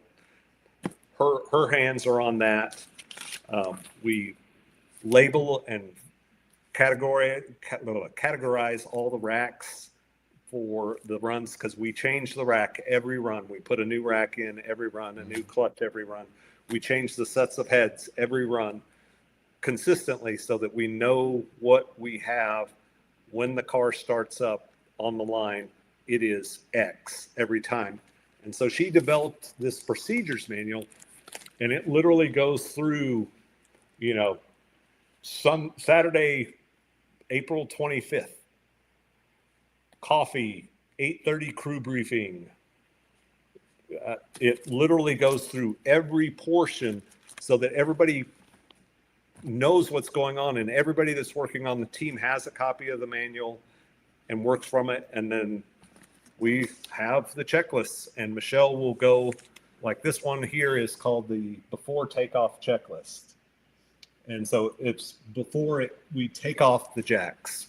We're getting ready to go run, which, before takeoff checklist in the airplane is like literally at the runway right before takeoff. Right. And Michelle is the orator and the keeper and says, oil. We know oil's in the car, diaper, belly pan, canards, fuel lines. And we literally orally go over that, and each person, wherever they're assigned, answers the question. Mine is nitro and CO2 bottle. And she asked me if I did that. Nobody else does that. The bottom end guys, they're the oil, and so it has all of this uniformity, so that we do the same thing every time and everybody knows what they're doing. And so we put this together, and one of the guys that we were working with took this around to some of the big name teams, Napa. So Guido is very helpful at the Napa team, and showed the manual, and he was like, holy cow, that is great. Yeah. And You're creating your own quality control with that. Yeah. And so we can look back and instead of guessing on the tune, it was like, what heads do we have? Because on a nitro motor, the compression, we vary that a lot to make the engine produce the same amount of power every time. Right. And then we manage acceleration with the clutch. And so it's real important, I'll do a weather problem, and then I work with Tony Shortall. He tunes for a lot of teams, and he's really helped us a lot. And he compares my data and stuff, and we come up with a compression ratio that we want with the air temperature, pressure, humidity, and all that. And basically it's the same performance problem we do in the jet, but for nitro. Right. To produce a takeoff result. And so she has that data organized. It's not a guess or anything close. And she's brought all that into this one big source document that's organized so that we can say, and she redoes that document for every event. So we'll service heads and say, we're taking this 5 or 6 sets of heads and we're running these heads in this order. So what are the run one heads? They're on the car when they go down when we take it. And then the run 2 heads they're in this place. The run 3 heads are in this place. The run 4 heads. So our head guys know to grab the right ones. And if anybody asks, that serial number is 11X and 9X. Left head, right head. Very specific, because of the fuel rails that are in the head. Right. And so when they're grabbing something, they know what they're grabbing. Michelle knows what they're grabbing, so she can give me initial data. I know what I'm working with as far as performance problem. And so all of this structure is Michelle's adaptation of aviation into this. It really made things where it is much less of a cluster and only mild chaos. Well, I like the Mitchell and I both agree, and I think everybody would agree that we like your organizational skills and the way that you're approaching it very systematically, just as pilots would, but also you have limited space in, like you said, you have a 48-foot trailer. Okay, you have limited space, so everything is very tight and organized. So instead of stepping over or crossing over different things or placing this and you don't know where this is or that is, you have that information ahead of time and you know the order of things. So that's actually very, very wise. Well, and you look at it, if you go by that and everybody knows what they're doing, you're saving 30 seconds here, 20 seconds there, 10 there, and that helps you turn around. So if something does happen and you have to go back and do something after your initial startup, you still got time to get that fixed before you have to go to the staging lanes. It builds up that extra bit of time to allow that. So you're not spending bullets and having to worry, well, if we got 5 minutes or we're out, if we're not going to make it to the staging lanes, and that's very important. So, and another thing that's unique to our team compared to the big kids that are out playing is because we live in half the trailer and we have a limited number of people, we bring a lot of stuff compared to our expectations. The big teams will bring, they'll bring somewhere between 4 and 7, 8 short blocks. They'll bring a lot of heads, a whole lot of heads, several blowers and things like that. We'll have a little bit less stock, but compared to a lot of other smaller teams, we have a lot of stuff on the trailer because we don't have the people or the workspace to do like servicing the heads in the pit.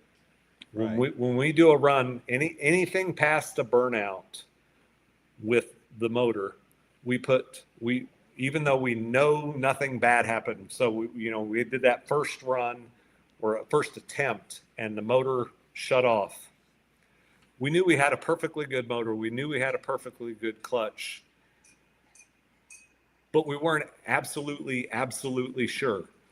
So we serviced the car like we made a full run because we wanted to know that we had X, the standard.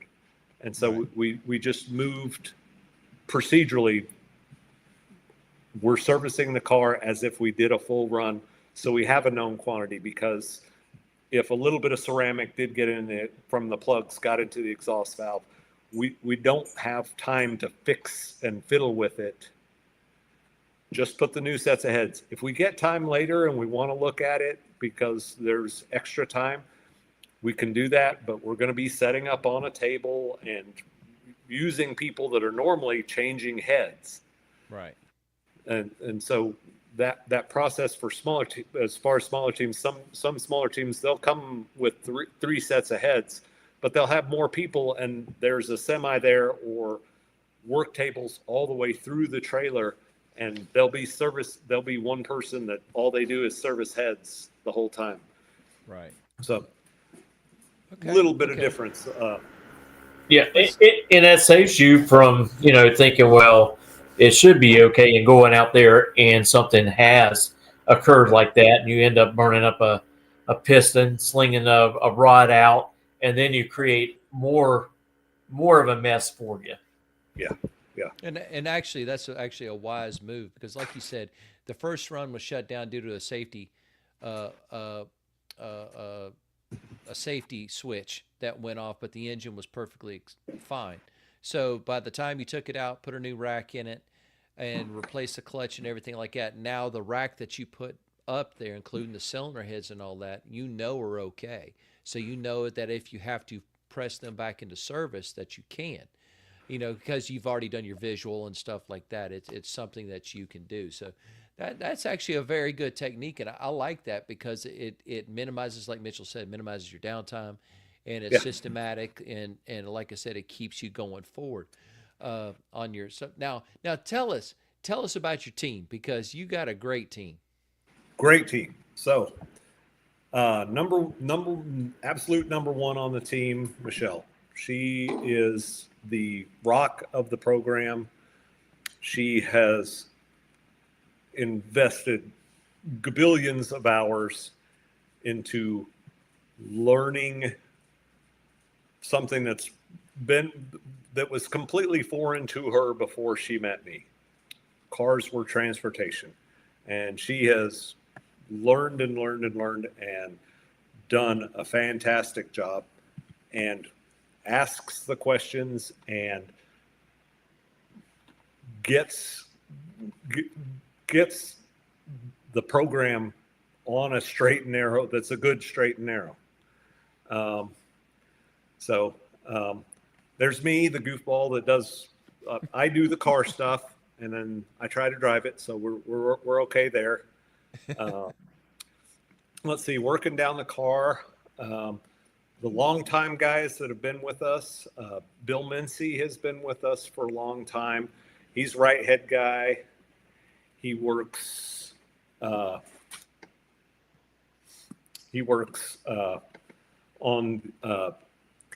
Nostalgia Funny Car and fuel alters for the hills. So he does heads over there, and he's been with us, and he's been hanging around us almost from the start. Our main guy that is the car chief is Tim Dillon.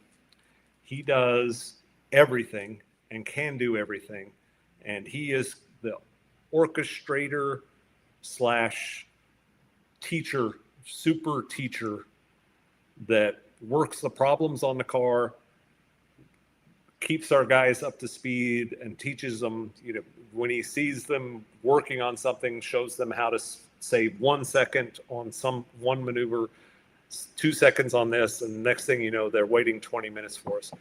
He's super knowledgeable front to back on the car. If we have any sort of problems, he works the issue out, or he and I work the issue together. So he's a wealth of knowledge. He's worked for a bunch of pro teams, just not interested in being on the road all from February till November. Right. He does work at DSR. He does work in their block department. So he is just a wealth of knowledge. Just incredible. Let's see. Michelle's made a list so that I don't screw anything up. The person that is Michelle, well, it's just true. Michelle has a right-hand man. His name is Fred Madliner. He actually is a retired pilot from UPS, and we flew around the MD-11 together. Michelle actually flew more with him, and I flew with him back in the olden days at a previous airline, Kitty Hawk Airlines. And he does everything. He runs all the golf cart up at the starting line, and then he does all sorts of everything around the pit that really isn't car, but is a lot of stuff and is absolutely essential. He's been a longtime friend since the late 90s with me, and then Michelle and Fred ran into each other on a flight, actually when Michelle and I were dating, and they became fast friends, and then they figured out that there was a three-way connection, so we've been all is Michelle, Fred, and Scott doing racing together. So he came out to the Pro Mod races before we did the Camaro stuff. Right. Let's see, who else? Our clutch guy, John Costello.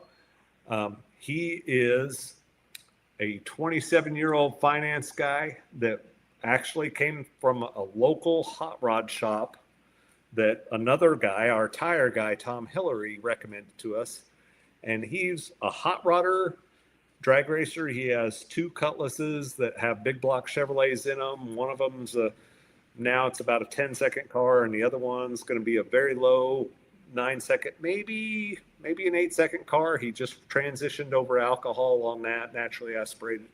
And he is crackerjack machine. He is awesome.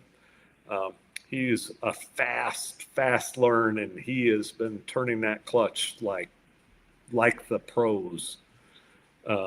He is awesome. Greg Kirby is another one of our head guys. He was actually bottom end until this year, and he is a machine. He is a machine. He just gets things done. We've got the two Mikes, Mike Z and Mike Lupo. They're down in bottom end. They came actually from the local track, and they have been great. Let's see, did I forget anybody? Tony Shortall is he's the wizard guru.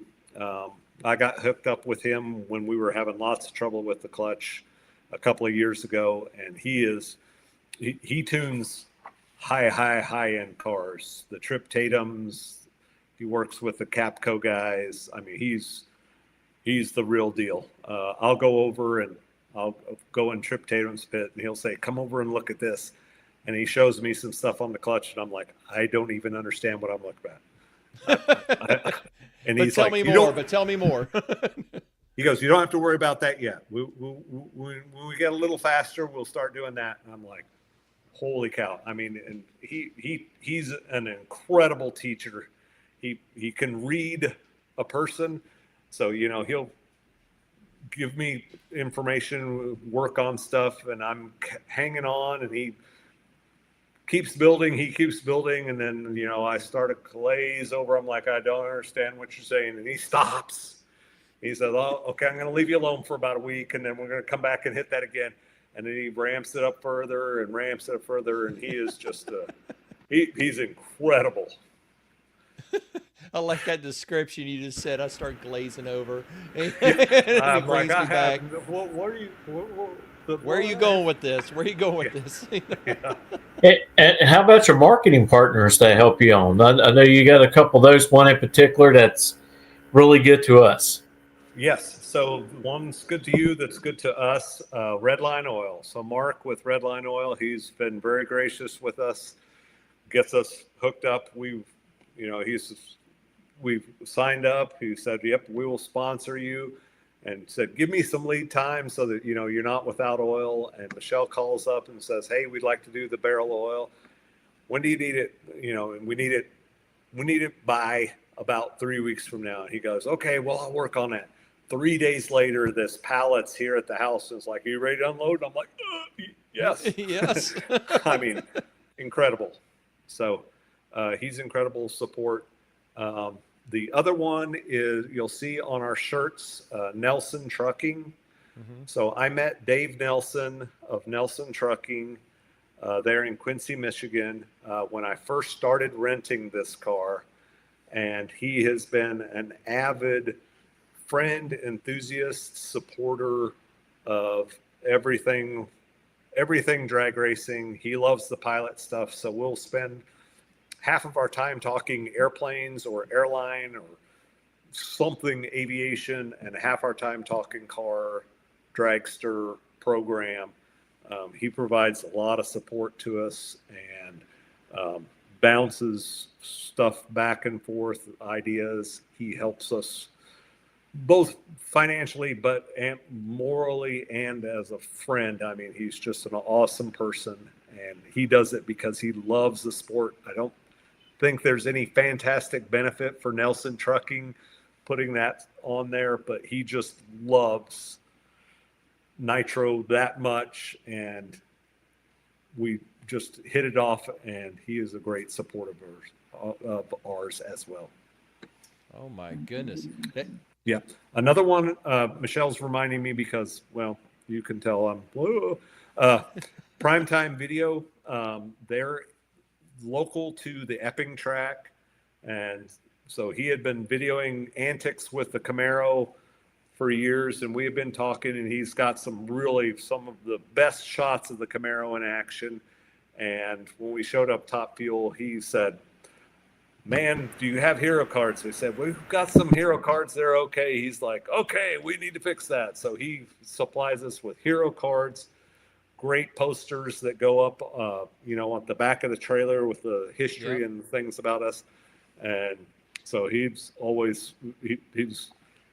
got some great photos of the dragster. Some of the stuff that's the headliner stuff, the one that we're most proud of. He was actually out on the starting line, kind of really right on the edge of what the NHRA would tolerate, but he framed this perfect, beautiful launch. Flames, it's a cloudy-ish day, so the flames are really prominent. And it's this perfect, Norman Rockwell drag racing shot. That's a good description. I like that, because I can imagine the way you describe the setting and the quality of it. I tell you got a good handful of marketing partners there. You really do. Very diverse too. But tell us, how could people follow you? How could people get a hold of you that want to get involved with Scott Farley Racing? So several ways. We have one of my Christmas birthday presents one year. Michelle got the address, the webpage, scottfarley.com. And you can go to scottfarley.com. And it will have us, the team, pictures of what we're doing, our racing schedule, how to get a hold of us, a way to directly contact us on that. Facebook, there's a Scott Farley on Facebook. Then there's the Scott Rod Racing on Facebook. We have the Instagram, Scott Farley, on that as well. And we're on YouTube, so there's ways to contact us through that. So, yeah, we're looking for support. If we can do something for you, that would be something great for us too.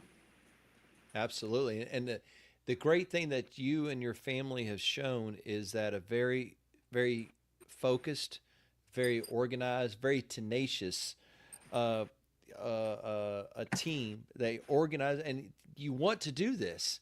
I mean, you're doing this because you want to do this. And the fact that, you're, like I said, you're not capable of running the full schedule at the time.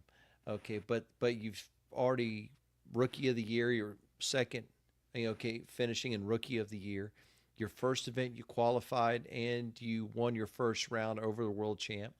Okay, you've made steady progress at all events you've gone to.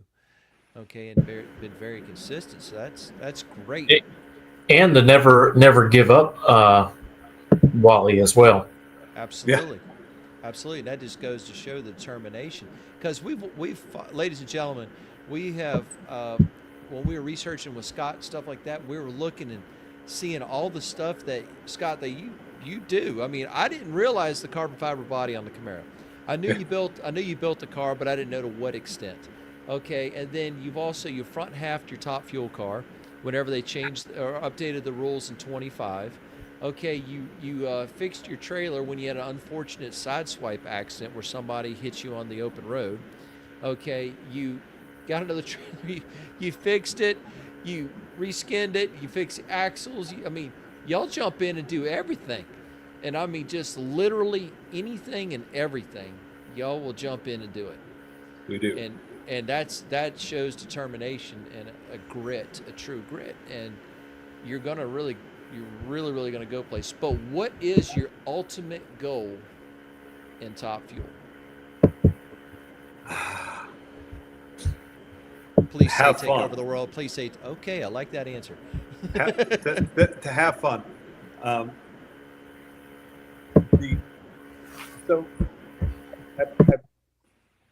We've been to a lot of events, and we've gotten to know a lot of the big teams. And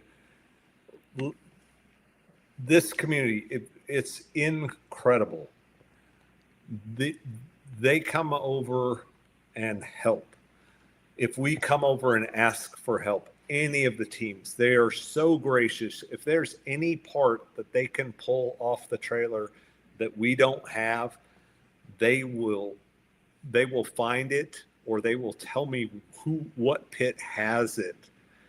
And you watch and you build a relationship with these people, and you learn what it takes to run a Top Fuel car. We've learned some hard lessons. We've also learned some very gratifying lessons, but it's a ton of work, and we do it, 2, 3, 5 times a year. And the amount of work that it takes to do that is staggering. And I see these teams do this from February through November, and sometimes they get to go home, and sometimes they have to figure out the logistics to send motors, cars, chassis back and forth, service everything out on the road, and make the show every 2 weeks, or even like this between Charlotte and Georgia. That's 1 week, isn't that right? Yep. So there are 13 or no, there's 14 teams that put on the Charlotte 4-wide just in Top Fuel, and they're driving on Monday or Tuesday to Georgia with the stuff they have, plus sending stuff back and forth to Indy or wherever home base is. And then they're going to show up and run 372 to 368 1 week later. And the amount of respect I have for how much they do week in and week out, over and over again, and still have time to be gracious to us and just do their thing. And to get this monster to talk consistently with the track in such a positive way is unbelievable. So, I mean, everybody from the person that is scrubbing the outside of the trailer to the crew chiefs have got a lot to do, and they have to do it over and over again and right. And it's just incredible that happens. Absolutely. That's true. And it's amazing because when Mitchell and I, we've gone to events and we'll go early and we'll go walk the pits way before qualifying. Okay. Yeah. And we'll see the teams, breaking down and doing maintenance. and preparing stuff and setting things up. And there's a lot that goes on behind the scenes that people just don't realize. So we encourage everybody to go to an event, to go to an NHRA or IHRA event, walk the pits, not only professionals, but the sportsman pits. Okay, and walk through there and just watch and see all the stuff that goes on behind the scenes and all the hard work that men and women put in for their team, for their cars, you know what I mean, their classes, whatever. And it's impressive. It's impressive amount of work. And then, like you said, doing it week in and week out through the entire season. Right. And just prime example, this weekend, it looks like, there might be a little bit of rain. We hope that doesn't happen, but it looks like there might be a little bit of rain up there at the Southern Nationals. But that is a great opportunity for fans to come on out to the track anyway. They get to talk to the people who work on the car, more time with the driver. It's not as hectic. The teams have more time for the spectators.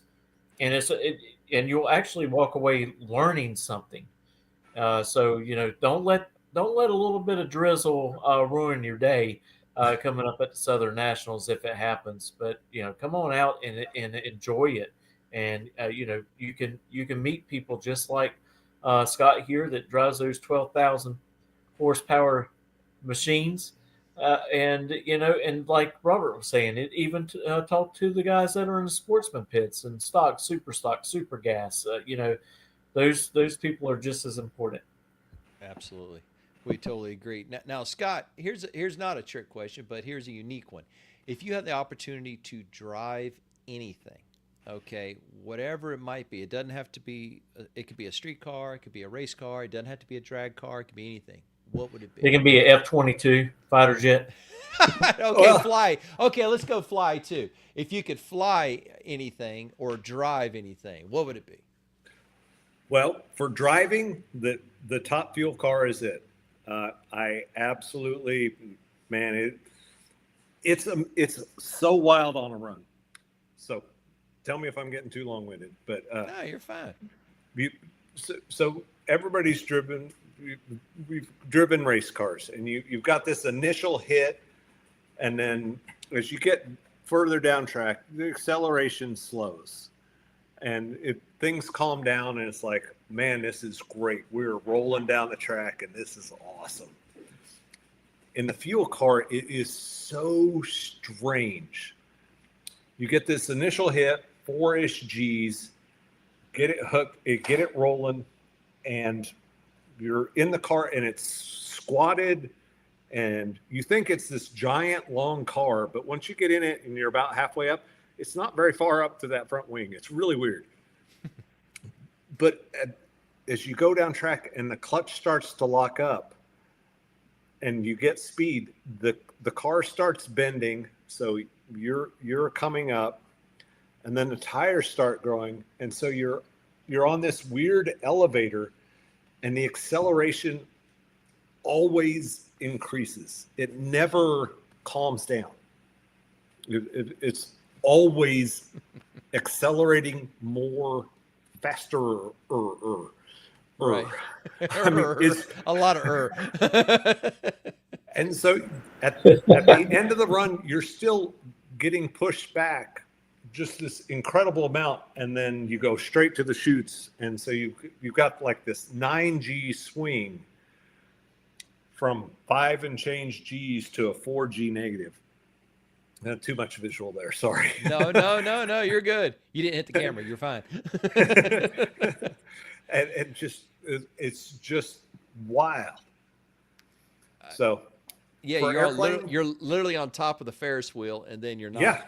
Yeah, folks. The belts are not for them when they go back, but it's for those negative G's when they're going forward. And so another new thing with Top Fuel, you've had the Hans device and it's tied to the helmet. We'll get into the Top Fuel car. Terry Haddocks for the first lesson. He says, "See this? This is your chin strap." And I'm like, "Okay, what's that?" And that's to hold your head down for the acceleration. And so he gets me pinned in the car. The seat belts, they're not snug. They're not snug at all. Yeah. You get in there and then you wrench, and Terry, he actually used one of those wood handled things, the ice pick things, and would loop it in there, and he'd get on the car and I'm like, oh, okay. And then he shoulder harness, he would jump down on him, and I'm like, holy crap. Well, it can't get any worse than this. Oh, yes, it can. He gets the chin strap, and so you're completely tied between your front Hans and your chin strap, and you're like, and you're stuck. And it's like, wow. You were 6'2", but you're 6'1.5", or, before the run. And it's like going, oh, my gracious. So, yeah, okay. I've actually seen them when they've had problems trying to get the straps to go down. And, man, they're trying to find everything they can to get in there to wedge, to get leverage, to put them in tight. And I want to say I was watching it was Gianna, not Gianna, her sister, Jasmine. Jasmine. And they were having a hard time with their belts, and they were literally almost in the cockpit with her. Yeah, trying to get tight enough, and they'll ask her, "Are they tight enough?" And she'll shake her head no.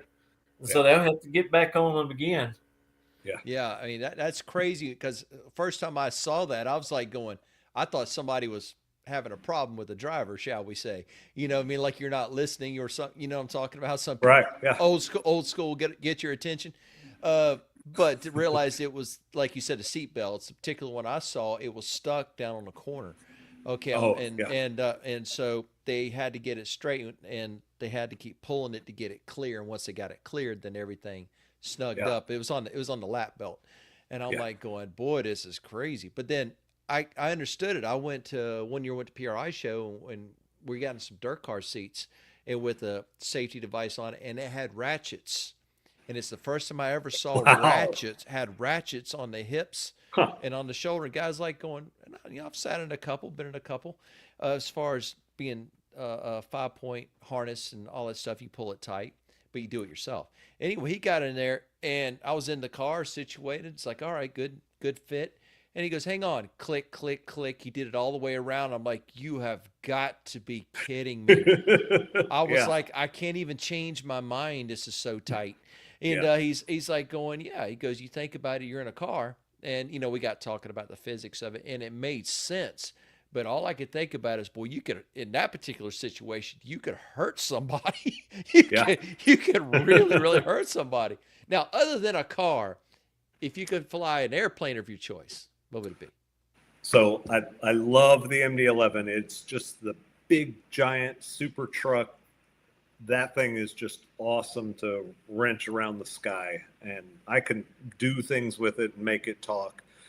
As far as another airplane I'd like to fly, I would love to get a good hour and a half in an F-16. So nice. Yep. That's kind of extreme difference, though. McDonnell Douglas. Yeah. So the F-16, so being raised in Fort Worth, Texas, there was General Dynamics there in Fort Worth. Okay. And so we'd see the F-16, and then, they had the red, white, and blue F-16 for a while, where it was painted up like that. And that was the ultimate thing. And then actually when I was flying little airplanes, we'd do the lessons out of Fort Worth Meacham Field, which is right next to Carswell Air Force Base. And I'm a newbie taking off, flying out west, and you talk to the tower at Meacham, and they'd hand you over to Carswell Air Force Base to get permission to go through their airspace. And so I get permission to go through the airspace, and I'm headed west to go to San Angelo or something cross country. And the fighter guys are playing around on the ground, and they're jabbering on the radio faster than I can understand at that period of time in my aviation world. And they cleared him for a vertical. And so imagine this little Cessna cruising, bolting along the sky. I mean, I'm cruising, I'm fast. I'm like 80 knots, and this F-16, they come up, they take off, and I watch them take off, and I'm like, man, this is cool. Go straight up, and I look at them. They're looking at me right out the window, waving, and I'm like, whoa. And so you're like, you just stay over there. That was like one of the fast maneuver moves that they could make with the aircraft until they came out with the F-22. Yeah. I mean, they could take that thing, go right off the runway and go straight up. I mean, it is unreal. Yep, I have seen the pilots, the white of their eyes from my cockpit. And once again, you're like, you stay over there. Okay, I tip my hat, but you stay over there. And that's okay. Okay, so if you had the opportunity to fly the top fuel of your world, you would definitely do it. Oh yeah. Okay. Nothing. Okay. Give me the air speeds and send me on my way. I'd go do it tomorrow, or I'll do it tonight. I got you. I like that. So when's your next flight out? Is it next week? Yeah. Okay.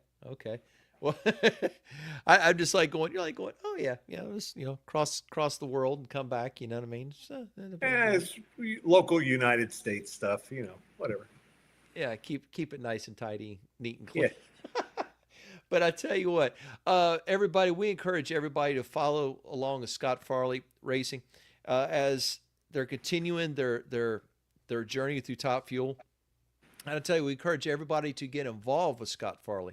Okay, not only to support the people that support Scott, but to reach out to him, because we know there's businesses out there, there's people that want to get involved with racers, and who's an excellent team and an excellent representative, as you can see. They're driven, got true grit, they're organized, and just like I said, when I met Michelle at the track at Gainesville, okay, she doesn't know me, I don't know her from nothing. Come up and I asked one of the fellas there working, I said, hey, I would like to talk to somebody, because y'all are busy. I said, I'd like to talk to somebody, get your information, I'd like to see if you'd like to come on the podcast, because been sitting here for 15 minutes and watching the team and watching how you interact with people, and it's really good, like we mentioned. Anyways, like, hang on, and just like you said, and it's like going, hang on. He went just like this. I got to get Michelle. She handles this. And that's exactly what he did. He said, don't move.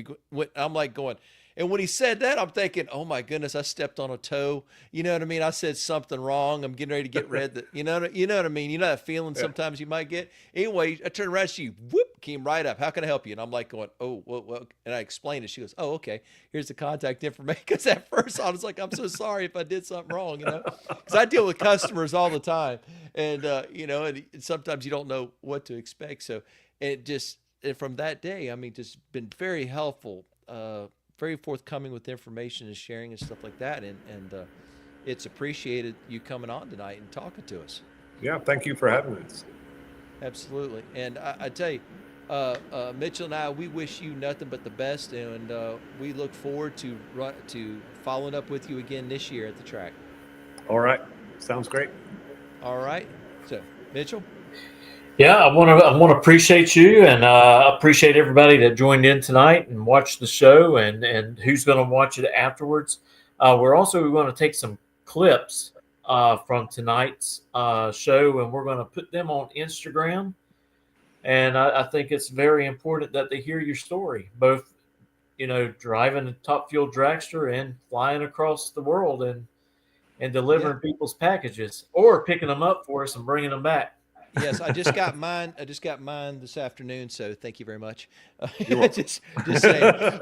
But also just want to let everybody know, this interview is also, as you know, as you're coming on here on Facebook Live on the Spot Motorsports Media, and you can see this and you can follow back up, but it's also going to be on YouTube on our channel, On the Spot Motorsport Media. Also, I'm going to upload it on Spotify, so you'll have that platform to listen to it, also Kick.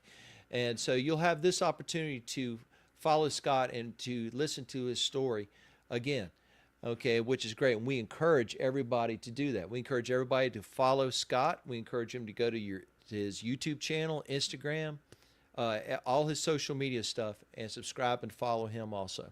So that's the way you're going to build it. I tell you what, there's going to be 3 boxes. I live right next there to Keystone Airport, and I know it's a small airport, but I think you can land that jet. I'm on it. I don't know. Pick these 3 boxes up and deliver us to DC. Scott, it might be one of those I can get it in there. Getting it out's a different story, but I might be able to. Remember to poke the holes in the box. Hey, I tell you what, we'll just put us down on the bottom, and when you put the landing gear down, kind of go really slow when you're taxiing, and we'll come out there through the landing gear doors. Sounds good. Oh yeah, that sounds legit. well, listen, Scott, from Mitchell and I to you and Miss Michelle and your whole family and friends, we want to tell you thank you very much for coming on tonight.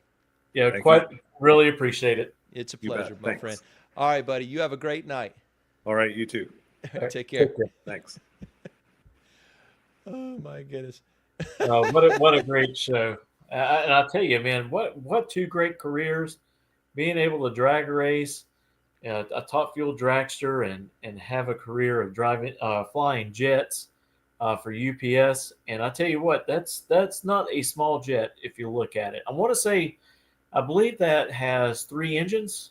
I want to say there's 2 big engines on the wings and one near the tail. I honestly don't know. I know he would know the answer to that, but yes, I know it definitely has the twins on the wings, and it might. Yeah, I It's think it's got 3 engines. Yeah, he said it's got 3 engines. All right, so I do know a little bit then. No, you know a lot. You know a lot. But, yeah, a pretty cool piece of aircraft, and I'll tell you what, I've always been into aviation ever since I was a little kid, and went through Scouts and got the aviation badge and went flying, and just really neat. And so, we're going to go to DC here at the end of May. And of course, you go to DC, going to go to MIR for the races, and you got to stop by and see the Aerospace Smithsonian Museum while you're up there. Oh, I want to go so bad. My wife and I were planning on going to DC this year, and our schedule got changed up, so we're not able to go this year. But we want to go and want to spend a whole day at Smithsonian, amongst other things, but we definitely want to do that. So yeah, we're definitely looking forward to it. So this is interesting, talking to Scott. We've interviewed other racers who are pilots on here or in different fields like that, but it's the first time I've ever talked to somebody that has flown the large cargo planes, okay, in the manner that he and his wife do.